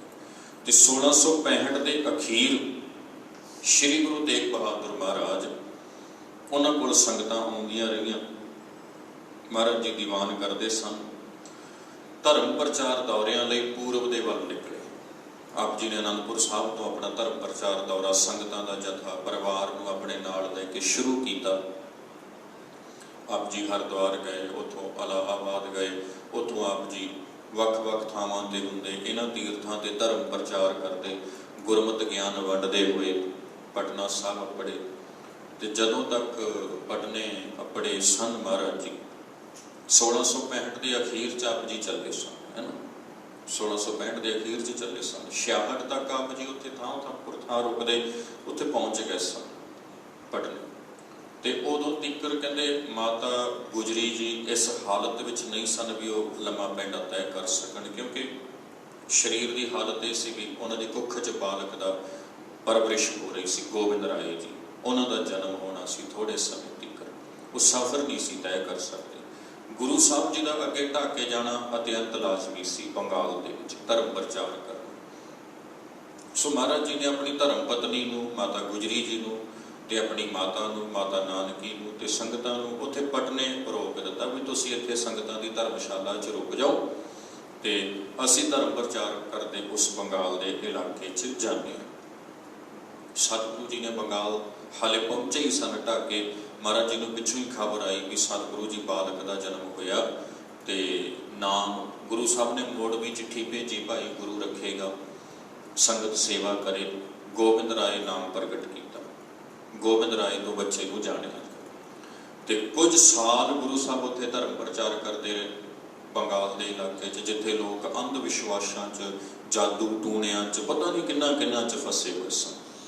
ਉੱਥੋਂ ਗੁਰੂ ਸਾਹਿਬ ਅਸਾਮ ਆਏ, ਅਸਾਮ 'ਚ ਧਰਮ ਪ੍ਰਚਾਰ ਕੀਤਾ ਤੇ ਮੁੜ ਕੇ ਗੁਰੂ ਸਾਹਿਬ ਪਟਨੇ ਆਏ, ਉੱਥੇ ਧਰਮ ਪ੍ਰਚਾਰ ਕੀਤਾ ਤੇ ਉੱਥੋਂ ਗੁਰੂ ਸਾਹਿਬ ਵਾਪਸ ਆਉਂਦੇ ਨੇ 1671 ਦੇ ਵਿੱਚ। 1665 ਦੇ ਅਖੀਰ 'ਚ ਗਏ ਸੀ, 1671 'ਚ ਵਾਪਸ ਮੁੜਦੇ ਨੇ ਸਤਿਗੁਰੂ ਤੇ ਕਈ ਮਹੀਨਿਆਂ ਦਾ ਪੈਂਡਾ ਲੰਘ ਕੇ ਦੁਬਾਰਾ ਅਨੰਦਪੁਰ ਸਾਹਿਬ ਪੁੱਜਦੇ ਨੇ ਤੇ ਜਦੋਂ ਉਹ ਅਨੰਦਪੁਰ ਸਾਹਿਬ ਪੁੱਜੇ ਉਦੋਂ ਤੀਕਰ ਨਗਰ ਵਸ ਚੁੱਕਿਆ ਸੀ, ਸੰਘਣੀ ਆਬਾਦੀ ਹੋ ਚੁੱਕੀ ਸੀ, ਧਰਮ ਪ੍ਰਚਾਰ ਦੇ ਕੇਂਦਰ ਵਜੋਂ ਉੱਭਰ ਚੁੱਕਿਆ ਸੀ ਤੇ ਗੁਰੂ ਸਾਹਿਬ ਜੀ ਹੁਣ ਨਗਰ ਵਸਣ ਤੋਂ ਬਾਅਦ ਇੱਥੇ ਆਏ ਸਨ ਤੇ ਸੰਗਤਾਂ ਦੇ ਜਥਿਆਂ ਦਾ ਇੱਥੇ ਆਉਣਾ ਅਤਿਅੰਤ ਲਾਜ਼ਮੀ ਸੀ। ਉਹ ਸੰਗਤਾਂ ਵੀ ਵੱਡੀ ਪੱਧਰ ਤੇ ਇੱਥੇ ਆ ਰਹੀਆਂ ਸੀ। ਸੋ ਸਤਿਗੁਰੂ ਸ੍ਰੀ ਗੁਰੂ ਹਰਗੋਬਿੰਦ ਜੀ, ਸ੍ਰੀ ਗੁਰੂ ਤੇਗ ਬਹਾਦਰ ਜੀ ਮਹਾਰਾਜ ਅਨੰਦਪੁਰ ਸਾਹਿਬ ਨੂੰ ਆਪਣੇ ਧਰਮ ਪ੍ਰਚਾਰ ਦਾ ਕੇਂਦਰ ਬਣਾ ਕੇ ਨਾ ਇੱਥੋਂ ਧਰਮ ਪ੍ਰਚਾਰ ਕਰਦੇ ਸਨ। ਇਹ ਇੱਦਾਂ ਨਹੀਂ ਸੀ ਹੋਇਆ ਜਿਵੇਂ ਆਪਾਂ ਕਈ ਵਾਰੀ ਕਹਿ ਦਿੰਦੇ ਆ ਵੀ ਮਹਾਰਾਜ ਜੀ ਉੱਥੋਂ ਮੁੜੇ ਜੀ, ਫਿਰ ਮੁੜਦਿਆਂ ਸਾਰ ਗੁਰੂ ਸਾਹਿਬ ਨੇ ਦਿੱਲੀ ਨੂੰ ਚਾਲਾ ਪਾ ਦਿੱਤਾ ਜੀ। ਇੱਥੇ 4-5 ਸਾਲ ਦਾ ਸਮਾਂ ਲੱਗਿਆ ਸੀ। ਉਹ ਯਕਦਮ ਨਹੀਂ ਸੀ ਘਟਨਾ ਵਾਪਰ ਗਈ ਵੀ ਇੱਕਦਮ ਵਾਪਰ ਗਈ ਸੀ, ਇੱਦਾਂ ਨਹੀਂ ਸੀ ਹੋਇਆ। ਆਪਣੇ ਨਾਲ ਲਾਗੇ ਪਿੰਡ ਪੈਂਦਾ ਇੱਕ ਬੱਸੀਆਂ, ਹਨਾ। ਜਦੋਂ ਸ੍ਰੀ ਗੁਰੂ ਤੇਗ ਬਹਾਦਰ ਜੀ ਦੀ ਗ੍ਰਿਫਤਾਰੀ ਦਾ ਆਰਡਰ ਨਿਕਲਿਆ ਨਾ, ਪਹਿਲੀ ਦਫਾ ਸਤਿਗੁਰੂ ਨੂੰ ਗ੍ਰਿਫਤਾਰ ਕਰਕੇ ਇੱਕ ਰਾਤ ਦੇ ਲਈ ਬੱਸੀਆਂ ਦੇ ਉਹ ਜਿਹੜੀ ਕੋਤਵਾਲੀ ਸੀ ਉੱਥੇ ਰੱਖਿਆ ਗਿਆ ਸੀ। ਜਦੋਂ ਪਹਿਲੀ ਦਫਾ ਗ੍ਰਿਫਤਾਰੀ ਦਾ ਆਰਡਰ ਨਿਕਲਿਆ ਤੇ ਜਿਹੜੀ ਬੱਸੀਆਂ ਦੀ ਕੋਤਵਾਲੀ ਸੀ ਨਾ ਪੂਰੀ ਮਸ਼ਹੂਰ ਸੀ। ਜਦੋਂ ਸਾਹਿਬਜ਼ਾਦਿਆਂ ਨੂੰ ਫੜਿਆ ਗਿਆ ਸੀ, ਚੰਦੂ ਨੇ ਗ੍ਰਿਫਤਾਰ ਕਰਵਾਇਆ ਸੀ, ਉਦੋਂ ਸਾਹਿਬਜ਼ਾਦਿਆਂ ਨੂੰ ਵੀ ਪਹਿਲਾਂ ਬੱਸੀਆਂ ਤੇ ਫਿਰ ਉਹਨਾਂ ਨੂੰ ਉੱਥੇ ਮੋਰਿੰਡੇ, ਨਹੀਂ ਪਹਿਲਾਂ ਮੋਰਿੰਡੇ ਫਿਰ ਬੱਸੀਆਂ ਤੇ ਫਿਰ ਉੱਥੋਂ ਸਰਹੰਦ ਭੇਜਿਆ ਗਿਆ ਸੀ ਵੱਖ-ਵੱਖ ਕੋਤਵਾਲੀਆਂ 'ਚ ਰੱਖ ਕੇ। ਸੋ ਬੱਸੀਆਂ ਦੀ ਕੋਤਵਾਲੀ ਸੀ ਜਿਹੜੀ ਉਹ ਮਸ਼ਹੂਰ ਸੀ ਕਾਫੀ। ਉਹ ਜੇਲ੍ਹ, ਉਹਨੂੰ ਵੱਡੀ ਜੇਲ੍ਹ ਕਹਿ ਸਕਦੇ ਹੋ ਤੁਸੀਂ, ਇੱਕ ਪ੍ਰਕਾਰ ਦੀ ਸੈਂਟਰਲ ਜੇਲ੍ਹ ਦੇ ਰੂਪ 'ਚ। ਹੁਣ ਗੁਰੂ ਹਰਗੋਬਿੰਦ ਸਾਹਿਬ ਨੂੰ ਰੱਖਣਾ ਸੰਗਤਾਂ ਵੱਡੀ ਪੱਧਰ ਤੇ ਸਤਿਗੁਰੂ ਦੇ ਨਾਲ ਦੇ ਕੁਝ ਵੀ ਹੋ ਸਕਦਾ, ਇਸ ਲਈ ਨੇੜੇ ਤੇੜੇ ਰੱਖਣ ਦੀ ਥਾਵੇਂ ਉਹਨਾਂ ਨੂੰ ਬੱਸੀਆਂ ਰੱਖਿਆ ਗਿਆ। ਫਿਰ ਇਹ ਬੇਨਤੀ ਮੈਂ ਇਸ ਲਈ ਕੀਤੀ ਵੀ ਯਕਦਮ 5-7 ਦਿਨਾਂ ਦੇ ਵਿੱਚ ਨਹੀਂ ਸੀ ਸਾਰੀ ਘਟਨਾ ਵਾਪਰ ਗਈ। ਇਹ ਸਾਲਾਂ ਦਾ ਸਮਾਂ ਆ ਇੱਥੇ, ਕਈ ਸਾਲਾਂ ਦਾ। 1671 'ਚ ਗੁਰੂ ਜੀ ਮੁੜਦੇ ਨੇ ਤੇ 1675 'ਚ ਗੁਰੂ ਜੀ ਦੀ ਸ਼ਹਾਦਤ ਹੁੰਦੀ ਆ। ਸਤਿਗੁਰੂ ਜੀ ਮਹਾਰਾਜ ਉਹ ਜਦੋਂ ਸ਼ਹੀਦ ਹੁੰਦੇ ਨੇ ਉਦੋਂ ਤੱਕ 5 ਸਾਲ ਦਾ ਸਮਾਂ ਤੇ 5 ਸਾਲਾਂ 'ਚ ਮਹਾਰਾਜ ਜੀ ਨੇ ਧਰਮ ਪ੍ਰਚਾਰ ਵੀ ਕੀਤਾ, ਯਾਤਰਾਵਾਂ ਵੀ ਕੀਤੀਆਂ ਨੇ ਧਰਮ ਪ੍ਰਚਾਰ ਦੀਆਂ। ਆਪਣਾ ਜਿਹੜਾ ਮਾਲਵੇ ਦਾ ਇਲਾਕਾ, ਸਤਿਗੁਰੂ ਜੀ ਇਸ ਇਲਾਕੇ 'ਚ ਵੀ ਵਿਚਰੇ ਨੇ। ਆਪਣੇ ਨੇੜੇ ਤੇੜੇ ਕਿੰਨੇ ਇੱਧਰ ਭੀਖੀ ਆ ਗਿਆ ਨਾ, ਹੋਰ ਕਿੰਨੇ ਪਿੰਡ ਨੇ ਆਪਣੇ ਮੂਲਵਾਲ ਜਿੱਥੇ ਸਤਿਗੁਰੂ ਨੌਵੇਂ ਪਾਤਸ਼ਾਹ ਗੁਰੂ ਤੇਗ ਬਹਾਦਰ ਜੀ ਦੇ ਚਰਨ ਪਏ ਹੋਏ ਨੇ। ਤਾਂ ਇੱਥੇ ਇੱਦਾਂ ਨਹੀਂ ਹੁੰਦਾ ਹੋਣਾ ਸਾਧ ਸੰਗਤ ਵੀ ਮਹਾਰਾਜ ਤੁਰੇ ਜਾਂਦੇ ਜਾਂਦੇ ਲੰਘ ਗਏ ਹੋਣਗੇ। ਕੋਈ ਪੜਾਅ ਹੁੰਦਾ ਉਹ 1 ਦਿਨ ਦਾ, 2 ਦਿਨ ਦਾ, 4 ਦਿਨ ਦਾ ਧਰਮ ਪ੍ਰਚਾਰ ਗੁਰੂ ਸਾਹਿਬ ਇੱਕ ਥਾਂ ਤੇ ਰੁਕ ਕੇ ਆਸੇ ਪਾਸੇ ਦੇ ਪਿੰਡਾਂ 'ਚ ਕਰਦੇ ਹੋਣਗੇ। ਸੋ ਉਹ ਜਿਹੜਾ ਮਾਲਵੇ ਦਾ ਦੌਰਾ ਸੀ, ਮਾਲਵੇ ਦੇ ਪਿੰਡਾਂ ਦਾ ਧਰਮ ਪ੍ਰਚਾਰ ਦਾ, ਇਹਨੂੰ ਵੀ ਕਾਫੀ ਸਮਾਂ ਲੱਗਿਆ ਸੀ। ਇਸ ਤੋਂ ਬਾਅਦ ਫਿਰ ਬਾਂਗਰ ਦੇ ਪਿੰਡਾਂ ਦਾ ਦੌਰਾ ਵੀ ਗੁਰੂ ਪਾਤਸ਼ਾਹ ਨੇ ਕੀਤਾ ਤੇ ਬਾਂਗਰ ਦੇ ਪਿੰਡਾਂ ਦਾ ਦੌਰਾ ਕਰਕੇ ਉੱਧਰ ਵੀ ਧਰਮ ਪ੍ਰਚਾਰ ਨੌਵੇਂ ਪਾਤਸ਼ਾਹ ਗੁਰੂ ਤੇਗ ਬਹਾਦਰ ਸਾਹਿਬ ਜੀ ਨੇ ਕੀਤਾ। ਸੋ ਉਹ ਸਾਰੇ ਧਰਮ ਪ੍ਰਚਾਰ ਦੇ ਦੌਰਿਆਂ ਨੂੰ ਸਮਾਂ ਲੱਗਿਆ ਸੀ। ਫਿਰ ਜਦੋਂ ਇਹ ਘਟਨਾ ਵਾਪਰੀ ਸ਼ਹਾਦਤ ਵਾਲੀ, ਹਿੰਦੁਸਤਾਨ ਦੇ ਮਾਹੌਲ ਜਿਹੜੇ ਸਨ ਉਹ ਵੇਖੋ, ਸ਼ੁਰੂ ਤੋਂ ਨਾ ਜਿਹੜਾ ਇਹ ਮੁਲਕ ਆਪਣਾ ਭਾਰਤ, ਇਹਦੀ ਰਾਜਨੀਤੀ ਉੱਪਰ ਧਰਮ ਸ਼ੁਰੂ ਤੋਂ ਹੀ ਹਾਵੀ ਰਿਹਾ ਤੇ ਅੱਜ ਵੀ ਹੈਗਾ, ਕੋਈ ਸ਼ੱਕ ਨਹੀਂ। ਤੇ ਹੋ ਸਕਦਾ ਅੱਗੇ ਨੂੰ ਵੀ ਇਦਾਂ ਹੀ ਰਹੇ। ਬਹੁਤ ਘੱਟ ਮੁਲਕ ਨੇ ਜਿਨ੍ਹਾਂ ਦੀ ਸਿਆਸਤ ਉੱਪਰ ਧਰਮ ਦਾ ਪ੍ਰਭਾਵ ਹੋਵੇ, ਜਾਂ ਇਉਂ ਕਹਿ ਲਈਏ ਜਿਨ੍ਹਾਂ ਦੇ ਸਿਆਸਤਦਾਨਾਂ ਦੇ ਦਿਮਾਗ ਨੂੰ ਧਰਮ ਦਾ ਫਤੂਰ ਚੜਿਆ ਹੋਵੇ। ਬਹੁਤ ਘੱਟ ਮੁਲਕ ਨੇ। ਤੇ ਆਪਣੇ ਇਸ ਮੁਲਕ ਦੇ ਵਿੱਚ ਜਿੰਨੇ ਪਹਿਲਾਂ ਤੋਂ ਰਾਜੇ ਮਹਾਰਾਜੇ ਬਾਦਸ਼ਾਹ ਚੱਲੇ, ਉਹਨਾਂ ਸਾਰਿਆਂ ਦੇ ਦਿਮਾਗ ਨੂੰ ਧਰਮ ਦਾ ਫਤੂਰ ਚੜਿਆ ਹੋਇਆ ਸੀ। ਜਿਹੜਾ ਕੁਰਸੀ ਤੇ ਬੈਠ ਗਿਆ ਉਹਨੂੰ ਇਉਂ ਹੁੰਦਾ ਸੀ ਬਸ ਜਿਹੜੇ ਧਰਮ ਨੂੰ ਮੈਂ ਮੰਨਦਾ ਨਾ, ਬਾਕੀ ਸਾਰੀ ਪ੍ਰਜਾ ਉਸੇ ਧਰਮ ਨੂੰ ਮੰਨੇ, ਉਹਦੇ 'ਚ ਆ ਜਾਣ। ਸੋ ਉਹਦੇ ਤਹਿਤ ਇਸ ਮੁਲਕ 'ਚ ਬੜੀ ਗੜਬੜ ਹੋਈ ਹੈ ਤੇ ਅੱਗੇ ਨੂੰ ਵੀ ਹੋਣ ਦੀ ਸੰਭਾਵਨਾ ਪੂਰੀ ਹੈ। ਤੋਂ ਇਨਕਾਰ ਨਹੀਂ ਕੀਤਾ ਜਾ ਸਕਦਾ। ਸ਼੍ਰੀ ਗੁਰੂ ਤੇਗ ਬਹਾਦਰ ਜੀ ਦੀ ਸ਼ਹਾਦਤ ਇੱਕ ਅਧਿਆਇ ਹੈ ਇਸ ਸਾਰੇ ਵਰਤਾਰੇ ਦਾ, ਤੇ ਇੱਕ ਬੜਾ ਅਹਿਮ ਅਧਿਆਇ ਹੈ। ਉਹਨਾਂ ਸਮਿਆਂ 'ਚ ਗੁਰੂ ਤੇਗ ਬਹਾਦਰ ਮਹਾਰਾਜ ਜੀ ਨੇ ਮਨੁੱਖੀ ਹੱਕਾਂ ਦੀ ਗੱਲ ਕੀਤੀ ਜਿਸ ਵੇਲੇ ਰਾਜੇ ਖੂਨ ਪੀਣੇ ਸਨ, ਜਿਸ ਵੇਲੇ ਆਮ ਲੋਕਾਂ ਦੀ ਸੁਣਵਾਈ ਨਹੀਂ ਸੀ, ਜਿਸ ਵੇਲੇ ਕਿਸੇ ਦਾ ਫੈਸਲਾ ਚੱਲਦੇ ਨੂੰ ਸਾਲਾਂ ਦੇ ਸਾਲ ਲੰਘ ਜਾਂਦੇ ਸਨ, ਕੋਈ ਪੁੱਛਦਾ ਨਹੀਂ ਸੀ, ਕੋਈ ਦੱਸਦਾ ਨਹੀਂ ਸੀ। ਆਮ ਲੋਕਾਂ ਨੂੰ ਤਾਂ ਨਾ ਆਪਣਾ ਗੁਲਾਮ ਸਮਝ ਲਿਆ ਗਿਆ ਸੀ ਵੀ ਜੋ ਆਖੀਏ ਇਹ ਜੀ ਹਜ਼ੂਰ ਕਹਿ ਕੇ ਸਿਰ ਝੁਕਾ ਦੇਣ, ਸਾਡੀ ਹਰ ਗੱਲ ਨੂੰ ਇਹ ਮੰਨਣ। ਉਸ ਵੇਲੇ ਗੁਰੂ ਤੇਗ ਬਹਾਦਰ ਸਾਹਿਬ ਨੇ ਕਿਹਾ ਸੀ ਇਉਂ ਨਹੀਂ ਹੁੰਦਾ, ਵੀ ਤੁਹਾਡੀ ਹਰ ਗੱਲ ਸਿਰ ਝੁਕਾ ਕੇ ਮੰਨੀ ਜਾਏ। ਜਦੋਂ ਤੁਸੀਂ ਕੁਝ ਕਹਿੰਦੇ ਹੋ ਨਾ ਇਉਂ ਕਰੋ, ਤੇ ਉਹਦੇ ਸਾਹਮਣੇ ਕੋਈ ਇਹ ਵੀ ਕਹਿ ਸਕਦਾ ਕਿਉਂ ਕਰੋ, ਤੇ ਕਿਉਂ ਦੇ ਉੱਪਰ ਤੁਸੀਂ ਪਾਬੰਦੀ ਨਹੀਂ ਲਾ ਸਕਦੇ, ਇਹ ਨਹੀਂ ਲਾ ਸਕਦੇ। ਠੀਕ ਹੈ, ਤੁਹਾਨੂੰ ਤੁਹਾਡਾ ਧਰਮ ਮੁਬਾਰਕ ਤੇ ਬਾਕੀ ਲੋਕਾਂ ਨੂੰ ਉਹਨਾਂ ਦਾ। ਜੇ ਤੁਹਾਨੂੰ ਆਜ਼ਾਦੀ ਆ ਤੁਹਾਡੇ ਆਪਣੇ ਧਾਰਮਿਕ ਅਕੀਦੇ ਨੂੰ ਨਿਭਾਉਣ ਦੀ, ਤੇ ਬਾਕੀਆਂ ਨੂੰ ਵੀ ਹੋਣੀ ਚਾਹੀਦੀ ਹੈ, ਹੋਣੀ ਚਾਹੀਦੀ ਹੈ, ਸਾਰਿਆਂ ਨੂੰ ਹੋਣੀ ਚਾਹੀਦੀ। ਆਪੋ ਆਪਣੇ ਧਰਮ ਦੇ ਜਿਹੜੇ ਉਹਨਾਂ ਦੇ ਹੈਗੇ ਨਾ ਅਕੀਦੇ, ਉਹਨਾਂ ਨੂੰ ਨਿਭਾਉਣ ਦੀ ਆਜ਼ਾਦੀ, ਖੁੱਲ੍ਹ ਸੁਤੰਤਰਤਾ ਹੋਣੀ ਚਾਹੀਦੀ। ਜੇ ਅਸੀਂ ਇਹ ਕਹਿੰਦੇ ਨਾ ਸਾਡਾ ਭਾਰਤ ਧਰਮ ਨਿਰਪੇਖ ਮੁਲਕ ਹੈ, ਇੱਥੇ ਵੱਖ-ਵੱਖ ਧਰਮਾਂ ਵਿਸ਼ਵਾਸਾਂ ਨੂੰ ਮੰਨਣ ਵਾਲੇ ਲੋਕ ਰਹਿੰਦੇ ਆ ਜਿਨ੍ਹਾਂ 'ਤੇ ਕਿਸੇ ਪ੍ਰਕਾਰ ਦੀ ਕੋਈ ਪਾਬੰਦੀ ਨਹੀਂ ਹੈਗੀ, ਤੇ ਫਿਰ ਇੱਥੋਂ ਦਾ ਵਰਤਾਰਾ ਵੀ ਇਹ ਬਣਾਉਣਾ ਪਏਗਾ ਵੀ ਹਰ ਕੋਈ ਆਪਣੇ ਧਰਮ ਦੀ ਗੱਲ ਖੁੱਲ੍ਹ ਕੇ ਕਰ ਸਕੇ। ਤੇ ਚੇਤਾ ਰੱਖਣਾ ਸਾਧ ਸੰਗਤ, ਜੇ ਗੱਲ ਕਰੇਗਾ ਨਾ, ਜੇ ਗੱਲ ਕਰਨ ਦੀ ਜ਼ਰੂਰਤ ਰੱਖਣੀ ਆ ਤੇ ਆਲੋਚਨਾ ਸੁਣਨ ਦੀ ਜ਼ਰੂਰਤ ਉਦੋਂ ਵੀ ਵੱਡੀ ਰੱਖਣੀ ਪਏਗੀ, ਉਦੋਂ ਵੀ ਵੱਡੀ। ਪਰ ਆਪਣੇ ਵਰਤਾਰਾ ਉਲਟੇ, ਆਪਣੇ ਆਲੋਚਨਾ ਨਹੀਂ ਸੁਣਦੇ, ਕੋਈ ਬਰਦਾਸ਼ਤ ਨਹੀਂ ਹੈਗਾ ਵੀ ਕੋਈ ਆਲੋਚਨਾ ਨਾ ਕਰੇ, ਕੋਈ ਪੁੱਛੇ ਨਾ ਵੀ ਅੱਛਾ ਜੀ ਇਹ ਕਿਉਂ ਹੋਇਆ, ਕਿਵੇਂ ਹੋਇਆ। ਉਹ ਚੀਜ਼ ਆਪਣੇ ਹੈ। ਕਿਸੇ ਵੀ ਧਰਮ 'ਚ ਮੈਂ ਕਹਿੰਦਾ ਵਿੱਚ ਹੀ ਆਪਣੇ ਵਾਲਿਆਂ ਨੂੰ ਲੈ ਲਿਆ, ਇਹ ਹੈ।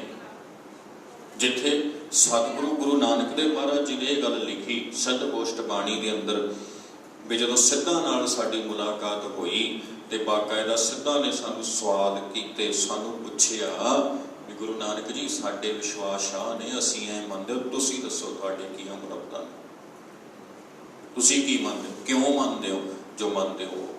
ਬਾਕਾਇਦਾ ਗੁਰੂ ਨਾਨਕ ਜੀ ਦੇ ਸਵਾਲ ਹੋਏ ਤੇ ਗੁਰੂ ਨਾਨਕ ਸਾਹਿਬ ਨੇ ਇੱਕ ਸਵਾਲ ਦਾ ਜਵਾਬ ਜੋ ਸਾਰਾ ਸਿੱਧ ਗੋਸ਼ਟ 'ਚ ਦਰਜ ਹੈ। ਅੱਜ ਸਿੱਖਾਂ 'ਚ ਵੀ ਪੁੱਛਣ ਤੇ ਪਾਬੰਦੀ ਲਾ ਦਿੱਤੀ ਜਾਂਦੀ ਹੈ। ਜੇ ਕੋਈ ਪੁੱਛੇ ਵੀ ਆਹ ਚੀਜ਼ ਕਿਉਂ ਜੀ, ਕਹਿੰਦੇ ਪੁੱਛੇ ਕਿਵੇਂ ਲੈ, ਇਹਨੂੰ ਛੇਕੋ ਧਰਮ 'ਚੋਂ, ਇਹਨੂੰ ਕੱਢੋ। ਜਿਹਦੀ ਸ਼ੁਰੂਆਤ ਹੀ ਕਿਉਂ ਤੋਂ ਹੋਈ ਆ। ਗੁਰੂ ਗ੍ਰੰਥ ਸਾਹਿਬ ਦੀ ਬਾਣੀ ਦਾ ਪਾਠ ਕਰਦੇ ਹੋ ਨਾ ਜੀ, ਪਹਿਲੀ ਬਾਣੀ ਕਿਹੜੀ ਆ, ਕਿਹੜੀ ਆ ਜੀ? ਜਪਜੀ ਸਾਹਿਬ। ਜਪਜੀ ਸਾਹਿਬ ਦੀ ਪਹਿਲੀ ਪੌੜੀ ਆ ਕਿੱਥੋਂ ਸ਼ੁਰੂ ਹੁੰਦੀ ਹੈ ਜੀ? ਸੋਚੈ ਸੋਚ ਨਾ, ਸਿੱਧੇ ਹੀ ਅਗਲੇ ਦੀਆਂ ਗੱਲਾਂ ਨੂੰ ਰੱਦ ਕਰਨ ਤੋਂ ਸ਼ੁਰੂ ਹੁੰਦੀ ਹੈ, ਸਿੱਧੀ। ਪਹਿਲਾਂ ਤਾਂ ਮੂਲ ਮੰਤਰ ਗੁਰੂ ਗ੍ਰੰਥ ਸਾਹਿਬ ਦੇ ਆਰੰਭ 'ਚ, ਤੇ ਫਿਰ ਅੱਗੇ ਜਿੱਥੋਂ ਬਾਣੀ ਸ਼ੁਰੂ ਹੁੰਦੀ ਹੈ ਜਪਜੀ ਪਹਿਲੀ ਪੌੜੀ, ਉਹ ਸ਼ੁਰੂ ਇੱਥੋਂ ਹੁੰਦੀ ਹੈ। ਕਿਵ ਸਚਿਆਰਾ ਹੋਈ ਹੈ, ਕਿਵ ਕੂੜਾ ਟੁੱਟੈ ਪਾਲ। ਜਿਸ ਧਰਮ ਨੂੰ ਮੰਨਣ ਵਾਲੇ ਲੋਕਾਂ ਦੇ ਗੁਰੂ ਦੀ ਗੱਲ ਹੀ ਇੱਥੋਂ ਸ਼ੁਰੂ ਹੁੰਦੀ ਹੋਵੇ, ਉਹ ਧਰਮ ਨੂੰ ਮੰਨਣ ਵਾਲੇ ਲੋਕ, ਉਹਨਾਂ ਨੂੰ ਬਹੁਤ ਵੱਡਾ ਦਿਲ ਕਰਕੇ ਚੱਲਣਾ ਪਿਆ। ਜੇ ਕੋਈ ਪੁੱਛਦਾ ਵੀ ਹੈ ਨਾ ਤੇ ਸਲੀਕੇ ਨਾਲ, ਤਰੀਕੇ ਨਾਲ ਮਿਲ ਬੈਠ ਕੇ ਭਰਾਵਾਂ ਵਾਂਗੂ ਸਾਨੂੰ ਗੱਲ ਕਰਨੀ ਚਾਹੀਦੀ ਹੈ। ਭਰਾਵਾਂ ਵਾਂਗੂ, ਅਸੀਂ ਸਾਰੇ ਭਰਾ ਹੀ ਹਾਂ, ਗੁਰਸਿੱਖ ਜਿੰਨੇ ਵੀ ਹਾਂ, ਤੇ ਸਾਨੂੰ ਭਰਾਵਾਂ ਵਾਂਗੂ ਗੱਲ ਕਰਨੀ ਚਾਹੀਦੀ। ਸਾਨੂੰ ਦੱਸਣਾ ਵੀ ਚਾਹੀਦਾ, ਪੁੱਛਣਾ ਵੀ ਚਾਹੀਦਾ, ਤੇ ਸਾਡੇ ਵਿੱਚੋਂ ਸਲੀਕਾ ਨਹੀਂ ਖਤਮ ਹੋਣਾ ਚਾਹੀਦਾ, ਜਿਹੜਾ ਕਿ ਬੜੀ ਵੱਡੀ ਚੀਜ਼ ਹੈ। ਸੋ ਉਹਨੂੰ ਬਣਾ ਕੇ ਰੱਖੀਏ ਭਾਈ। ਸ਼ਹਾਦਤ ਦਾ ਚੈਪਟਰ ਮੈਂ ਇਸ ਕਰਕੇ ਨਹੀਂ ਸ਼ੁਰੂ ਕੀਤਾ ਕਿਉਂਕਿ ਸਾਡੇ ਸਤਿਕਾਰਯੋਗ ਭਾਈ ਅੰਮ੍ਰਿਤਪਾਲ ਸਿੰਘ ਉਹਨਾਂ ਨੇ ਵਿਚਾਰਧਾਰਾ ਤੇ ਗੱਲ ਕਰਨੀ ਹੈ। ਮੈਂ ਵਿਚਾਰਧਾਰਾ ਵੀ ਨਹੀਂ ਛੋਹੀ ਗੁਰੂ ਤੇਗ ਬਹਾਦਰ ਜੀ ਦੀ। ਤੇ ਸ਼ਹਾਦਤ ਦਾ ਚੈਪਟਰ ਭਾਈ ਗੋਬਿੰਦ ਸਿੰਘ ਹੋਣੀ ਉਹਨਾਂ ਨੇ ਆਪ ਸੰਗਤ ਨਾਲ ਸਾਂਝਾ ਕਰਨਾ, ਇਸ ਲਈ ਮੈਂ ਸ਼ਹਾਦਤ ਦਾ ਚੈਪਟਰ ਵੀ ਨਹੀਂ ਛੋਹਿਆ। ਆਪਾਂ ਕੇਵਲ ਉਹਨਾਂ ਦਾ ਜੀਵਨ ਬਰਤਾਂਤ ਮੋਟੇ-ਮੋਟੇ ਰੂਪ ਦੇ ਵਿੱਚ ਸਾਂਝਾ ਕੀਤਾ ਵੀ ਕਦੋਂ ਗੁਰੂ ਪਾਤਸ਼ਾਹ ਜੀ ਦਾ ਆਗਮਨ ਹੋਇਆ ਤੇ ਕਿਵੇਂ ਵੱਖ-ਵੱਖ ਥਾਵਾਂ ਤੇ ਧਰਮ ਪ੍ਰਚਾਰ ਆਪ ਜੀ ਨੇ ਕੀਤਾ। ਅਹਿਮ ਨੁਕਤੇ ਨੇ ਜਿਹੜੇ ਸਤਿਗੁਰੂ ਨੇ ਬਾਣੀ ਉਚਾਰੀ, ਗੁਰੂ ਗ੍ਰੰਥ ਸਾਹਿਬ ਦੇ ਅੰਦਰ ਸਤਿਗੁਰੂ ਜੀ ਦੇ ਸ਼ਬਦ ਔਰ ਸ਼ਲੋਕ ਦਰਜ ਕੀਤੇ ਗਏ ਹਨ ਤੇ ਆਪਾਂ ਉਹਨਾਂ ਦੀ ਬਾਣੀ ਦੀ ਵਿਚਾਰ ਦੇ ਵਿੱਚੋਂ ਗੁਰੂ ਤੇਗ ਬਹਾਦਰ ਜੀ ਦਾ ਦਰਸ਼ਨ ਕਰਨਾ ਭਾਈ। ਤਸਵੀਰਾਂ, ਫੋਟੋਆਂ ਜਾਂ ਮੂਰਤਾਂ ਵਿੱਚੋਂ ਨਹੀਂ ਕਰਨਾ। ਗੁਰੂ ਤੇਗ ਬਹਾਦਰ ਜੀ ਦੀ ਬਾਣੀ ਪੜ੍ਹੋ, ਉਹਨਾਂ ਦੀ ਬਾਣੀ ਹੀ ਉਹਨਾਂ ਦਾ ਦਰਸ਼ਨ ਹੈ, ਉਹਨਾਂ ਦੀ ਬਾਣੀ ਹੀ ਉਹਨਾਂ ਦਾ ਦੀਦਾਰ ਹੈ। ਸੋ ਆਓ, ਸਾਡੇ ਅਤੀ ਸਤਿਕਾਰਯੋਗ ਭਾਈ ਸਾਹਿਬ ਭਾਈ ਗੁਰਮੇਲ ਸਿੰਘ ਜੀ ਹਜ਼ੂਰੀ ਰਾਗੀ ਗੁਰਦੁਆਰਾ ਗੁਰਸਾਗਰ ਮਸਤੂਆਣਾ ਸਾਹਿਬ, ਉਹਨਾਂ ਦਾ ਜਥਾ ਪਹੁੰਚ ਚੁੱਕਿਆ ਹੈ। ਅੱਜ ਦਾ ਇਹ ਦੀਵਾਨ ਨਿਰੰਤਰ ਇਸੇ ਤਰ੍ਹਾਂ ਦੁਪਹਿਰ ਤੱਕ ਚੱਲਣਾ, ਜਿਹਦੇ 'ਚ ਗੁਰਸਾਗਰ ਮਸਤੂਆਣਾ ਸਾਹਿਬ ਦੇ ਹਜ਼ੂਰੀ ਰਾਗੀ ਜਥੇ ਅਤੇ ਗੁਰਸਾਗਰ ਮਸਤੂਆਣਾ ਸਾਹਿਬ ਦੇ ਹਜ਼ੂਰੀ ਪ੍ਰਚਾਰਕ ਕਥਾਵਾਚਕ ਉਹਨਾਂ ਨੇ ਆਪ ਸਿੱਖ ਸੰਗਤਾਂ ਨਾਲ ਗੁਰਮਤਿ ਵਿਚਾਰਾਂ ਦੀ ਸਾਂਝ ਪਾਉਣੀ ਹੈ। ਸੋ ਜੋ ਸਰਕਾਰ ਦੀਆਂ ਹਦਾਇਤਾਂ ਆ ਸਾਧ ਸੰਗਤ ਬਈ ਜਾਂ ਸਿਹਤ ਵਿਭਾਗ ਦੀਆਂ ਕਰੋਨੇ ਦੇ ਚੱਲਦਿਆਂ ਆਪਾਂ ਉਹਨਾਂ ਦਾ ਪਾਲਣ ਕਰੀਏ। ਠੀਕ ਹੈ, ਹੋਊਗਾ ਬਹੁਤ ਵੱਡਾ, ਪਰ ਬਿਮਾਰੀ ਵੀ ਹੈਗੀ ਹੈ, ਇੱਥੋਂ ਵੀ ਮੁਨਕਰ ਨਹੀਂ ਹੋਇਆ ਜਾ ਸਕਦਾ। ਸੋ ਉਹਨਾਂ ਦਾ ਧਿਆਨ ਰੱਖਦੇ ਹੋਏ ਆਪਾਂ ਜਿਹੜਾ ਹੈਗਾ ਗੁਰੂ ਸਾਹਿਬ ਨੂੰ ਅਦਬ ਸਹਿਤ ਨਤਮਸਤਕ ਹੋਈਏ, ਗੁਰੂ ਦੀਆਂ ਖੁਸ਼ੀਆਂ ਬਖਸ਼ਿਸ਼ਾਂ ਲਈਏ। ਗੁਰੂ ਤੇਗ ਬਹਾਦਰ ਜੀ ਦੇ ਪੁਰਬ ਦੇ ਸੰਬੰਧ ਵਿੱਚ ਯਤਨ ਕਰਿਓ ਜਿੰਨਾ ਹੋ ਸਕਦਾ। ਆਪਾਂ ਜੇ ਹੋਰ ਨਹੀਂ ਕਰ ਸਕਦੇ, ਮਹਾਰਾਜ ਜੀ ਦੀ ਬਾਣੀ ਦਾ ਪਾਠ ਜ਼ਰੂਰ ਕਰੀਏ ਭਾਈ। ਗੁਰੂ ਤੇਗ ਬਹਾਦਰ ਸਾਹਿਬ ਸੱਚੇ ਪਾਤਸ਼ਾਹ ਜੀ ਦੀ ਪਾਵਨ ਬਾਣੀ ਸਿਧਾਂਤ ਗੁਰੂ ਨਾਨਕ ਜੀ ਦੀ ਬਾਣੀ 'ਚ ਵੀ ਉਹੀ ਹੈ, ਗੁਰੂ ਤੇਗ ਬਹਾਦਰ ਸਾਹਿਬ ਦੀ ਬਾਣੀ ਵਿੱਚ ਵੀ ਉਹੀ ਹੈ। ਸੋ ਬਾਣੀ ਦਾ ਪਾਠ ਕਰੀਏ, ਵਿਚਾਰਧਾਰਾ ਤੋਂ ਸੇਧਾਂ ਲਈਏ। ਆਓ, ਭਾਈ ਸਾਹਿਬ ਭਾਈ ਗੁਰਮੇਲ ਸਿੰਘ ਹਜ਼ੂਰੀ ਰਾਗੀ ਗੁਰਦੁਆਰਾ ਗੁਰਸਾਗਰ ਮਸਤੂਆਣਾ ਸਾਹਿਬ, ਉਹਨਾਂ ਦਾ ਜਥਾ ਠੀਕ 11:30 ਵਜੇ ਤੱਕ ਆਪ ਸਿੱਖ ਸੰਗਤਾਂ ਨੂੰ ਗੁਰਸ਼ਬਦ ਕੀਰਤਨ ਨਾਲ ਨਿਹਾਲ ਕਰੇਗਾ। ਇਸੇ ਤਰ੍ਹਾਂ ਜੁੜ ਮਿਲ ਕੇ ਆਪ ਜੀ ਨੇ ਲਾਹੇ ਲੈਣੇ। ਸਮੂਹ ਸਾਧ ਸੰਗਤ ਦਾ ਬਹੁਤ ਬਹੁਤ ਧੰਨਵਾਦ। ਸਮੂਹ ਸੰਗਤ ਨੂੰ ਅਸੀਂ ਅਕਾਲ ਤਖਤ ਕੌਂਸਲ ਗੁਰਦੁਆਰਾ ਗੁਰਸਾਗਰ